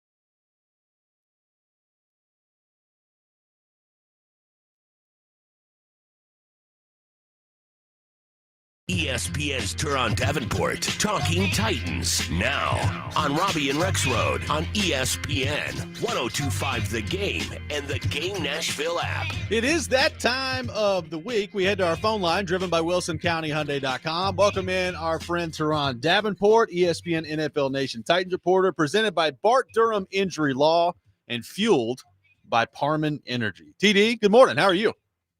Hey, what's going on, man? I'm doing well. How are you guys? Doing awesome, man. Appreciate you taking time to be with us this morning. So, TD, we are just a few days away now at this point from the trade deadline. We've seen the Titans already move on from Brownlee. McCreary traded this last week. So what else do you kind of have your eye on if you're the Titans, if you're a Titans fan this week? Getting through, obviously, the weekend, the game Sunday. We'll see what else happens around the league. But what are maybe one or two moves the Titans could make before deadline day comes around? Yeah, I think you need to look at Arden Key, Chig Okonkwo. Those are guys that could end up on the move. But at this point, someone like a Tony Pollard, Calvin Ridley, those are guys that have kind of been tossed around. I don't know for sure that they do anything with them, especially with Ridley and that ongoing hamstring, and even Pollard with the neck. So, but Key, Chig Okonkwo, yeah. Sunday may be the last time you see 85 in a Titans uniform. See, he's another guy, TD, that, and, look, I don't like the combo of McCreary and Brownlee when you put it together, just because, you're basically the entirety of that, along with Snead, probably being done, is that you have to totally redo that position group when your roster has so many other position groups that need serious addressing. And I know that, like, Chig hasn't been great, but to me, like, if you're getting, I don't know, like a fifth or sixth, you're going to third day pick back for Chig. Isn't he like, don't you need to keep some young guys around here? Or am I overreacting to that? No, you're not overreacting at all. We're actually sharing a brain there, especially when you talk about Okonkwo. Look, man, it's all about making things Cam Ward friendly. And I think Chig does that. I mean, if you look at it right now, is there anybody in the receiving core or pass catchers, period, that is better yards after catch wise?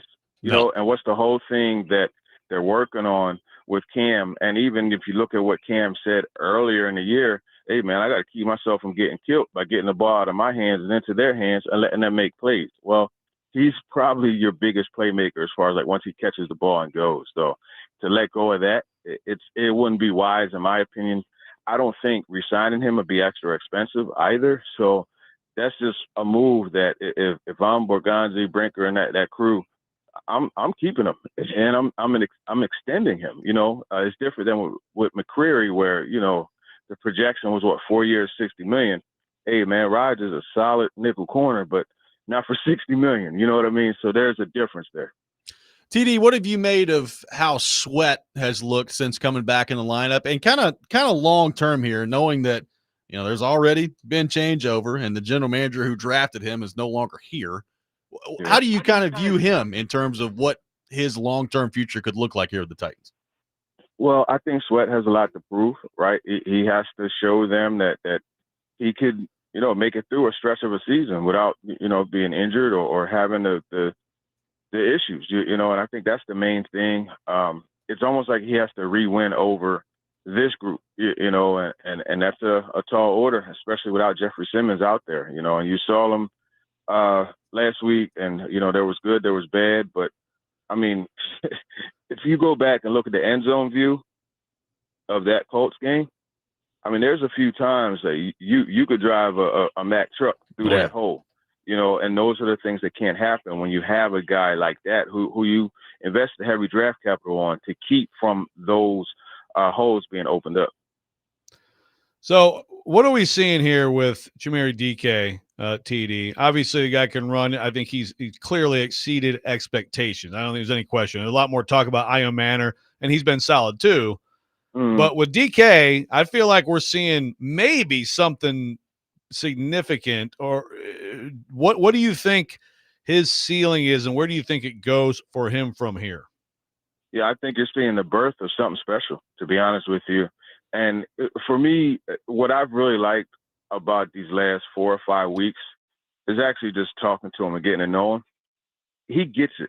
And you look at some of the things that he said, right? You look at Monday, you know, he was asked, you know, why does he keep going? What motivates him? He's like, yo, I'm blessed to be in this situation. I worked all my life to get to this point, and it's a blessing. So every day I come in understanding that.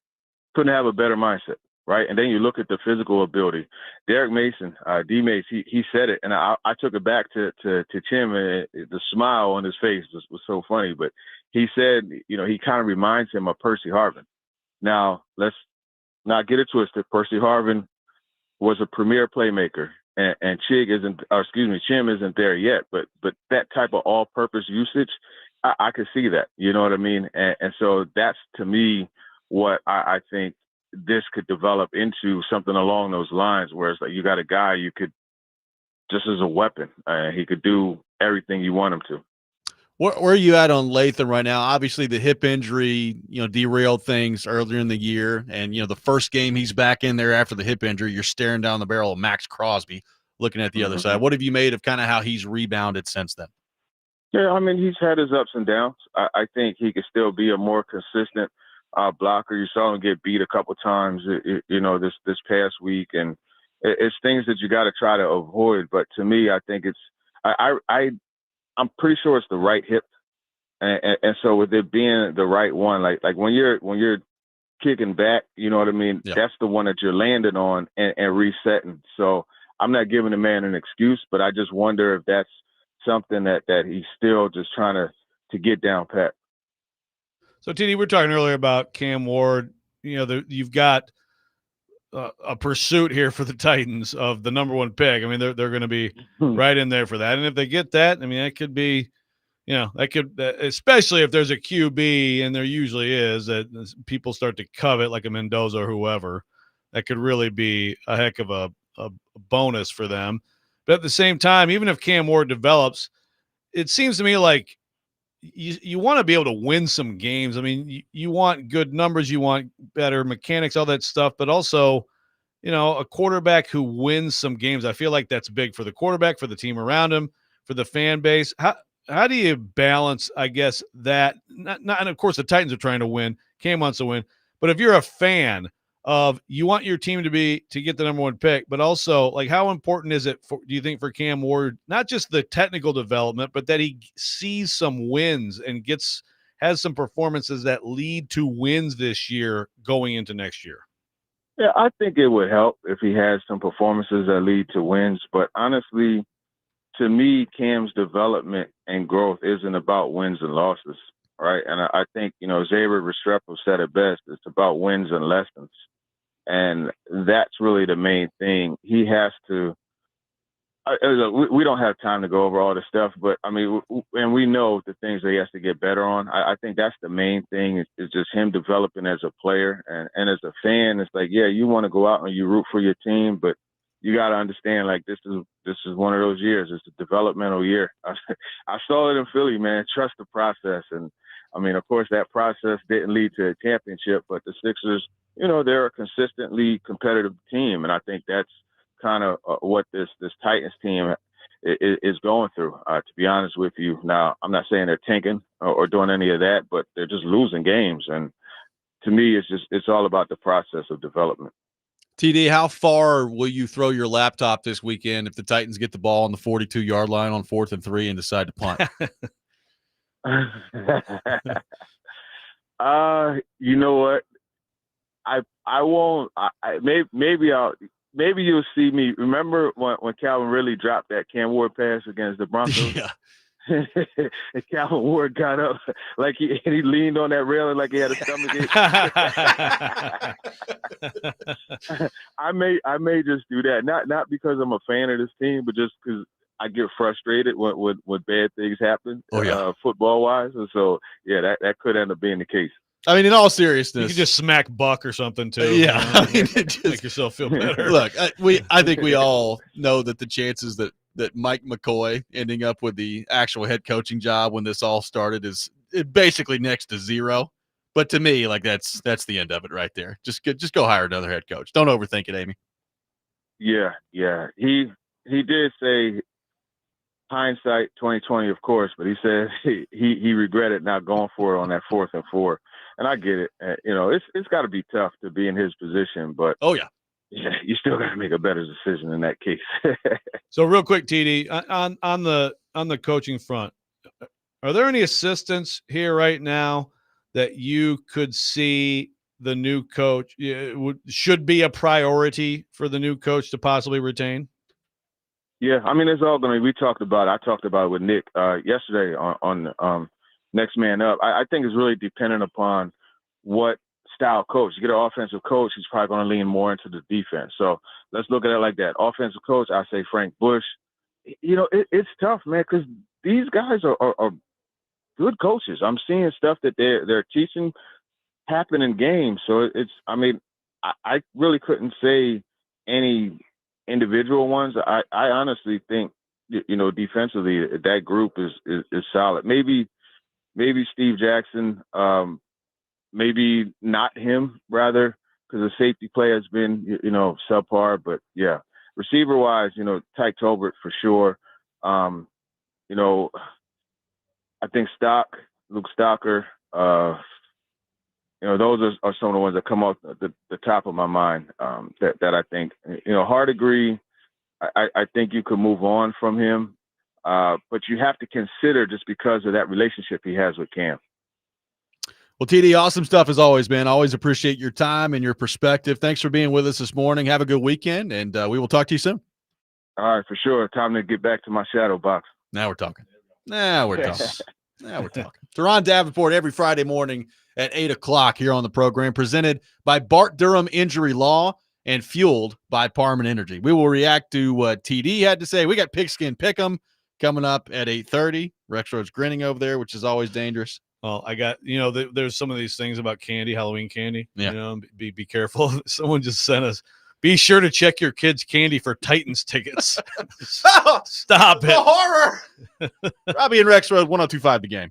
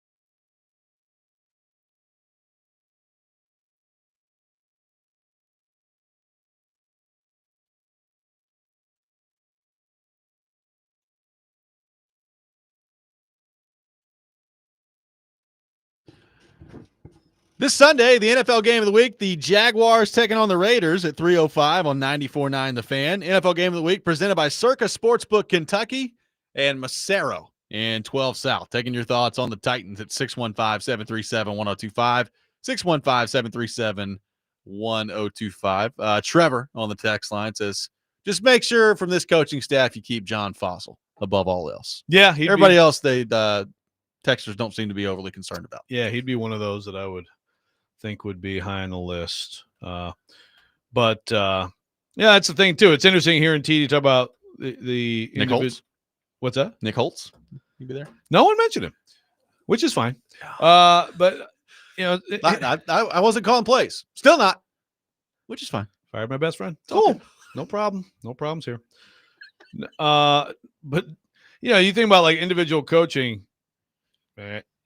This is another kind of example of you could be a coach over there and be doing your job well, and no one could really tell the final product. Now, like with a head coach, it's a little different, right? Like everything comes back to you, but just because this team's bad does not mean that there aren't some good individual coaches on the staff. I'm interested to see how that shakes out. My guess is, Joe, that the next staff not going to have very much holdover from this one. Yeah, maybe Fossil. We'll see. It is an interesting point he makes about hard agree, and also is it a defensive or an offensive coach? I mean, usually you have a little bit. You have a little bit. It's if you're a coach. I mean, Arthur Smith was here forever. Yeah, you immediately try to identify. Okay, who's worth keeping, because I don't want to try to hire every single spot. Right. The hard agree thing is interesting because we talk about you can't, continuity for the quarterback. You can't change coaches, change system, change offensive coordinators. Yeah. What is hard to agree? Like, does Cam really? Does he believe in him? Does he want to continue? Does he actively advocate for continuing to work with the guy? I don't know. It's a good question. Get Rand back in here, and that way they can get all their first choices at coach again, which is what he said they did last time. Oh, that's right.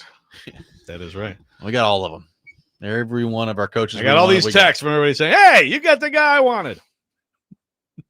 Jeez. No wonder it's been a great run for this franchise. It's been a great run. Oh man, they do play a game on Sunday. The Chargers are a 9.5-point favorite in this matchup. I think everybody expects this to go poorly for the Tennessee Titans. The Chargers are by no means a perfect team out there. They've got some injuries that they've dealt with all year long on the offensive line. Herbert, I think we know how good he is, but Hampton has been hurt at running back.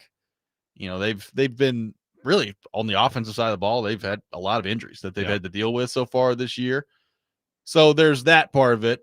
Now, you still look at the production in the passing game, and I just look at who they've got at receiver, and I'm like, well, I don't know how the Titans are going to stop anybody from throwing the ball. They can't stop anybody from throwing the ball all year, and now we expect that they're going to do it without Snead, McCreary, and Brownlee out there, and just a bunch of dudes playing at corner right now. And that's why, going back to our conversation earlier in the show, it's just hard. It's hard to find a win on the Titans schedule. Maybe New Orleans. Maybe they sneak up and get Jacksonville once, maybe. But I mean, even in those games, it's gonna take some performances from guys, particularly on the defensive side of the ball at this point, where that part of the roster is, that we've just not seen them do. It will take performances that they've not yet put on display in the NFL for that to happen. Well, right, and then this week, you've got some guys who may not be there anymore afterward. Like TD said. This might be it for Chig. Chig was asked this week in the locker room about basically being the last guy. He's the last guy from the three draft classes. His draft class was 22, but also from three.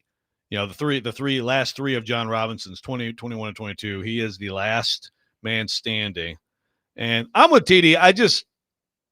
I understand stockpiling picks. But I do think there's a limit to the value, the impact of fifth-round picks. 1 million third-day picks. Yeah. You can package them. You can use them. They can be helpful. Why not keep Chig? I don't – Chig is not great. Chig is probably basically – I know early on there was the excitement about Chig, right? Oh, that's going to be a heck of a find.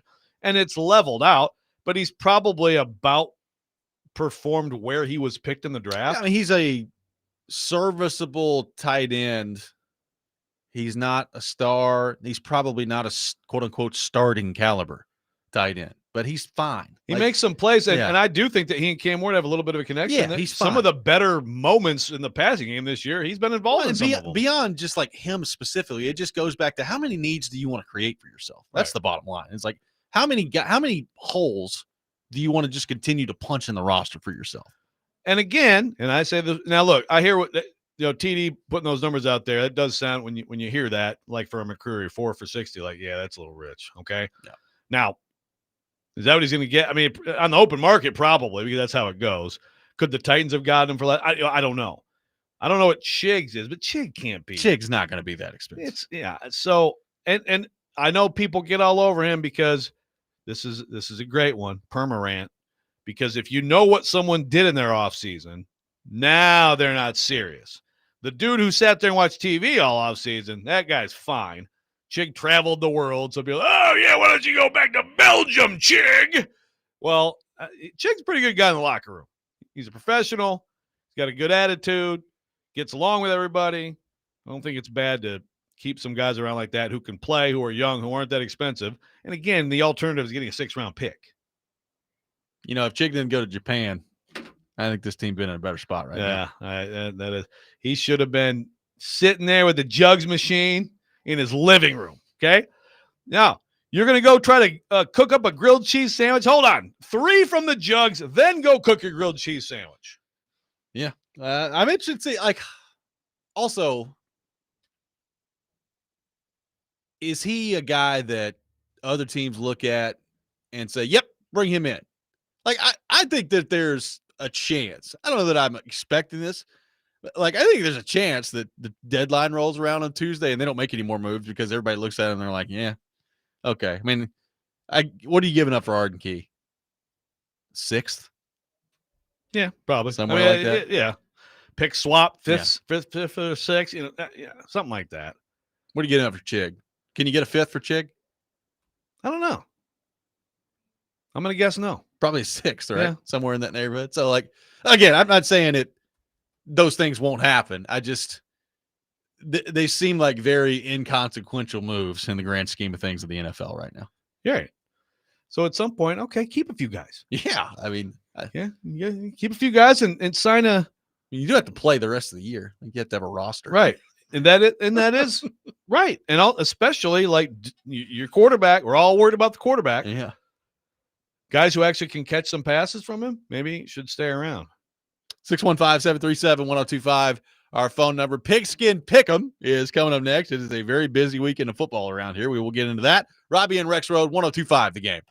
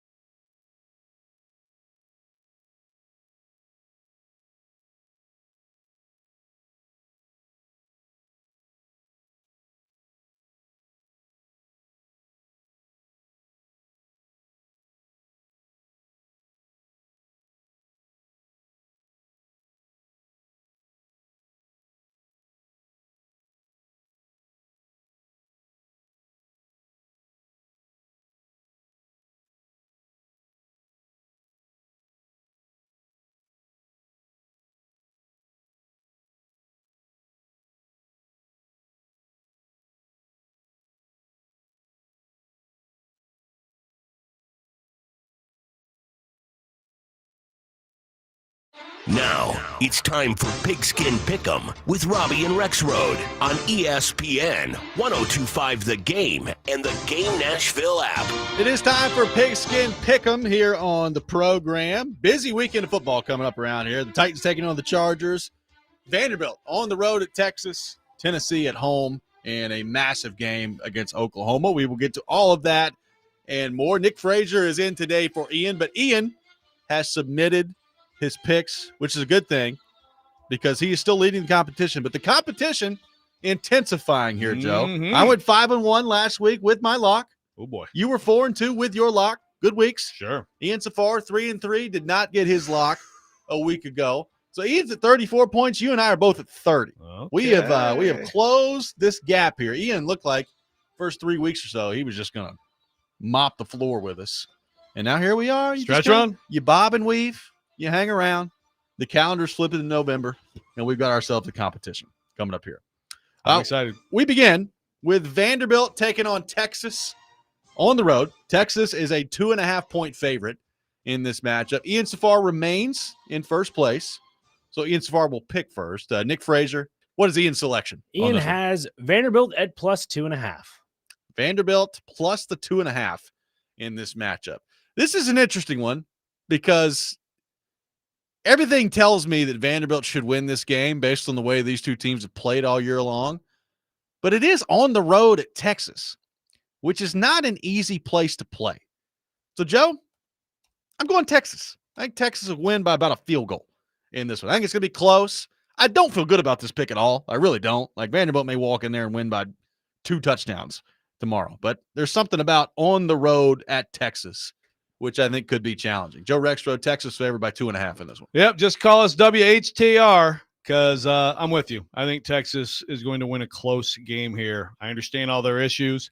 I understand the incredible story that Vanderbilt football is. But it's still a very talented team that found new life with this crazy comeback against Mississippi State. If that didn't happen, I'd have no question about Vanderbilt winning this game. But they found something. They're still alive in the playoff race. I think they're going to win a close game. Oklahoma and Tennessee coming up tomorrow at Neyland Stadium. It is a night game. The dark mode jerseys coming out for Tennessee. It will be a raucous environment. The Vols a 2.5-point favorite in this matchup. I will start on this one. Give me Oklahoma to win the game. I do not trust Tennessee's defense. And I think at some point, when you're as bad on defense as they are, I think it's going to get you. And I think tomorrow night, it's going to get them. I think that Oklahoma will win the game outright. So I will take Oklahoma plus 2.5 in this matchup. Joe Rexrode, who we got? Vols lock. Well, I couldn't disagree more with you. I think the Vols defense will give up some points, some yardage, and they'll frustrate fans. Their offense is going to have a day. Oklahoma's good defense. They're not going to stop Tennessee in that stadium at night. They're not going to. And Josh Heupel does not lose to anybody not named Georgia in that stadium either. So I think the Vols are going to win this game by 10. Wow. I'm going to give me the Vols 38-28. Okay. I like it. Nick Frazier, who does Ian Safar have in this matchup? Not sure if the dark mode jerseys play a factor, but he has the Vols at minus 2.5. Going with Tennessee minus the 2.5. So I am both a Vanderbilt and a Tennessee hater. You are this weekend. WHTR for sure. A lot of hatred coming from me this weekend. We move to the Chargers and the Titans. The Chargers are a 9.5-point favorite in this matchup. Joe, it almost feels like a waste of time to be even asking about these lines and spreads for the Titans anymore. But in this competition, I have to ask you anyway. Chargers favored by 9.5. Who we got? Chargers. I don't have to say anything else. Chargers. Frazier is on the phone at the moment. I'm going to go ahead and assume that Ian is taking the Chargers in this matchup. Yes. Am I correct? Yes. Minus 9.5 for the Chargers. I believe. I'm not picking my own pick, but the Chargers are just light years ahead of. Wait, what's your pick? You're picking the Titans? No. Okay. I was going to say, let's hear some Titans. Step out there. No, I've already stepped on the diving board of Vanderbilt over Tennessee. Again, there we go. I've told you about that on the side. That's nothing. There we go. You got Vandy beating Tennessee. Okay. Let's go. Yeah, give me the Chargers. You meant the Titans. Oh, yeah. Okay. Yeah. All right. Yeah. That's way back in the show. Yeah. Give me the Chargers in this matchup, which means I've taken Texas Oklahoma, and the Chargers. Be a fun show on Monday if it plays out that way. Preds are playing well, too. Yeah, really good stuff going on out there. We move to the individual portion of the program. Nick Frazier, what is Ian Safar's first individual pick? Ian Safar, even though Nebraska signed that 2-year extension with Matt Rule, doesn't matter. USC minus 5.5. Going USC minus the 5.5, taking on Nebraska this weekend. Classic Big Ten matchup there, Joe. Classic stuff. Yeah. Looking forward to it. Joe Rexrode, your first individual selection. All right. So we've kind of forgotten about Burt. Illinois is kind of faded into the background here. But Rutgers is at Illinois. Illinois minus 12.5. I think Illinois is going to win this game handily. I will take Illinois and give those 12.5 points. Illinois minus 12.5 taking on Rutgers. Give me the Lane Train minus 12.5 at home, taking on Beamer and South Carolina. I've done really enjoyed myself picking against Beamer this year. I'm going to do it again.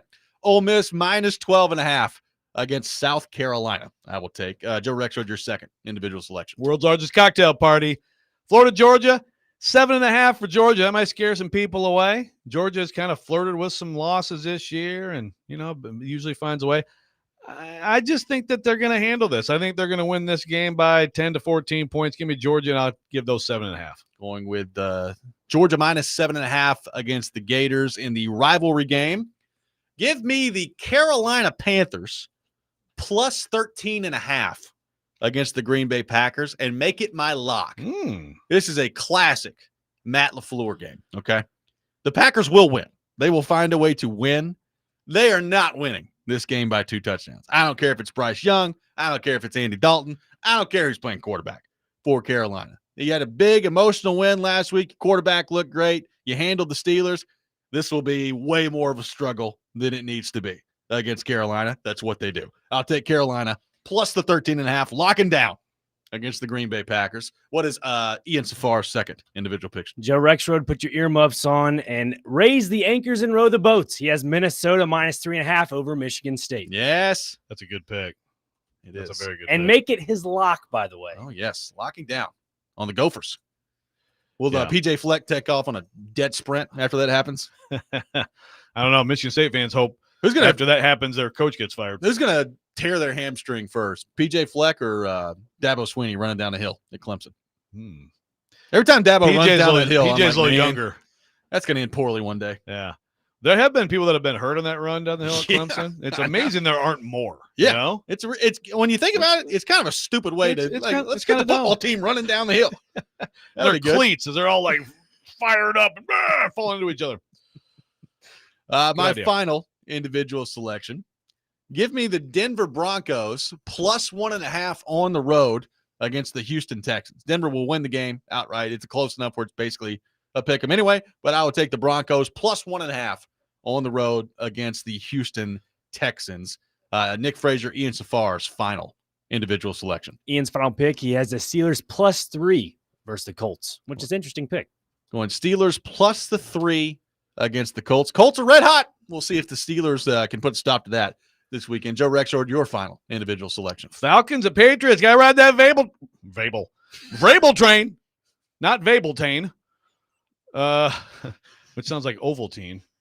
Why isn't it Roundtine? I don't know. But the Pats are minus 5.5 at home against the Falcons. And, I mean, they're rolling, man. Give me the Pats. I'll give the 5.5. I think they're going to beat the Falcons handily. And that puts them at 7-2, right?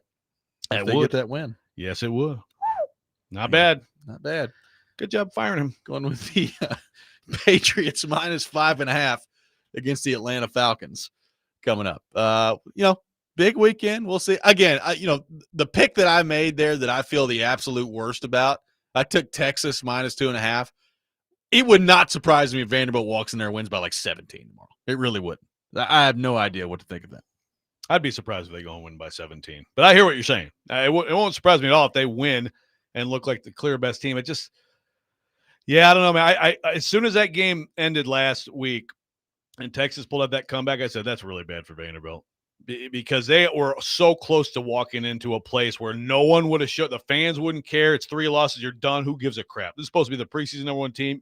You're toast. Everybody's worrying about what they're doing next year. But you get that win and you're still alive. And, Sark's fighting back against, his looking around at the NFL and whatever. I just think Texas still has a lot of good players. And like Arch, I'm assuming he's going to play. And, as disappointing as this year has been for him, let's not act like he never makes plays. We'll find out tomorrow. 615-737-1025, our phone number. Final thoughts on a busy weekend of football coming up next. Robby and Rexrode, 1025 The Game.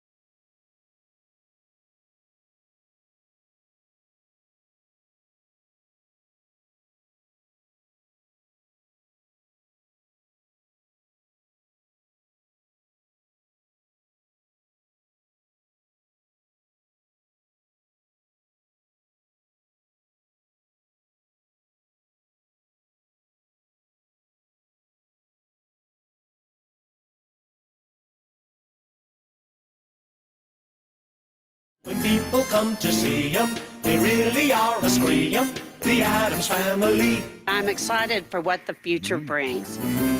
Sweet. We have some big questions to answer. So get a witch's shawl on, a broomstick you can crawl on. We're gonna pay a call on It's nice to hear from Amy. You know, don't get to do it all that much. That's nice true. to hear from her. Got to go through the got to go to the archives. That was I. When did that get made? Did you just make that? Yep. Look at you. Anytime I have the opportunity to put Amy Adams Strunk on that aspect of it, I will. We should have Nick and Ian. You know, like sometimes you have like a rap battle. just duel you it have out. like a DJ spinoff. We should have them do like a mashup, like a fast mashup battle. A That duel. would be pretty awesome. Yeah, I agree. By the way, tomorrow's college football game of the week. Georgia and Florida, 2:30 on 94.9 The Fan, following the Vanderbilt game, presented by Twin Peaks Restaurants and Circus Sportsbook Kentucky. Coverage also available on the Game Nashville app and the GameNashville.com. Joe Rexrode receiving some love, really from all areas of the country right now. Oh, yeah, that's right, baby. Spartans Wire has put this out there. It says one of the best to ever cover Michigan State football has weighed in on the Spartans' current coaching situation and has named who he believes could be the Spartans' next coach. Joe Rexrode, a former Detroit Free Press reporter and current national college football writer for The Athletic, offered up his thoughts on the now very active coaching carousel, which he believes will include Michigan State as well. And I won't ruin who you've named as the next head coach of the Michigan State Spartans. But, man, you're getting some love out there from really all corners of the country right now. I think if you're going to aggregate someone's content, that's what you should do. You should give just fluff them up on unearned compliments like that. So one of the best to ever cover. You're the best, Michigan State. And by the way, Pat Fitzgerald is my coach. So you did offer it up. That's fine. It's been out there a few days. Okay. I'm not, and I'll forget Michigan State. What about Pat Fitzgerald as a coach to come back into college football? I mean, we're gonna eliminate some of the hazing stuff. Well, the hazing stuff, you don't eliminate it, but I mean, like, I just mean in the future. Is he going to? Oh, going to? We're gonna try to actively avoid that. Yeah, that's a fair. No, he did. I think he did a good job at Northwestern, and it fell off at the end. But it's a hard place to win. He's 50. Yeah, he's only 50. I know. Yeah, I think he'll land somewhere. And I think he should be more talked about than he is. Look, I think that in this day and age, let's talk about Vanderbilt. Why is it working? A lot of different things. A lot of things have gone into it. But I really believe that Clark Lee and his model and his style of coaching is, I've said this before. I mean, I might have said it yesterday. It is especially important in today's game because you have to bring so many people together in such a short period of time. I mean, basically, I think the rah-rah coach who also is likes we keep all week long. There's a new stuff on Brian Kelly where it's like, yeah, he didn't even know anybody's name. Some of these players are saying, like, he is the anti-coach of what you want in today's era, right? Yeah. I mean, frankly, kind of so is Saban. And I think that the rah-rah / like humanistic, personable, likable, likes people like him coach is really important. And I think Pat Fitzgerald, like Clark Lee, fits that bill. Matthew in Nashville wondering if tomorrow, the day that Mark Stoops finally gets fired by Kentucky, or do they give him another lifetime contract? Oh, Connor's in there. Look at Connor. Please fire. None of you Kentucky people appreciate what Mark Stoops has Connor done. got a nice showing of the Tennessee offense last week, though. He got to watch that in person. Just Tennessee and Joey Aguilar go up and down. I saw Kentucky score into the 30s. Come on. Not bad. That's why I don't feel good about Tennessee tomorrow.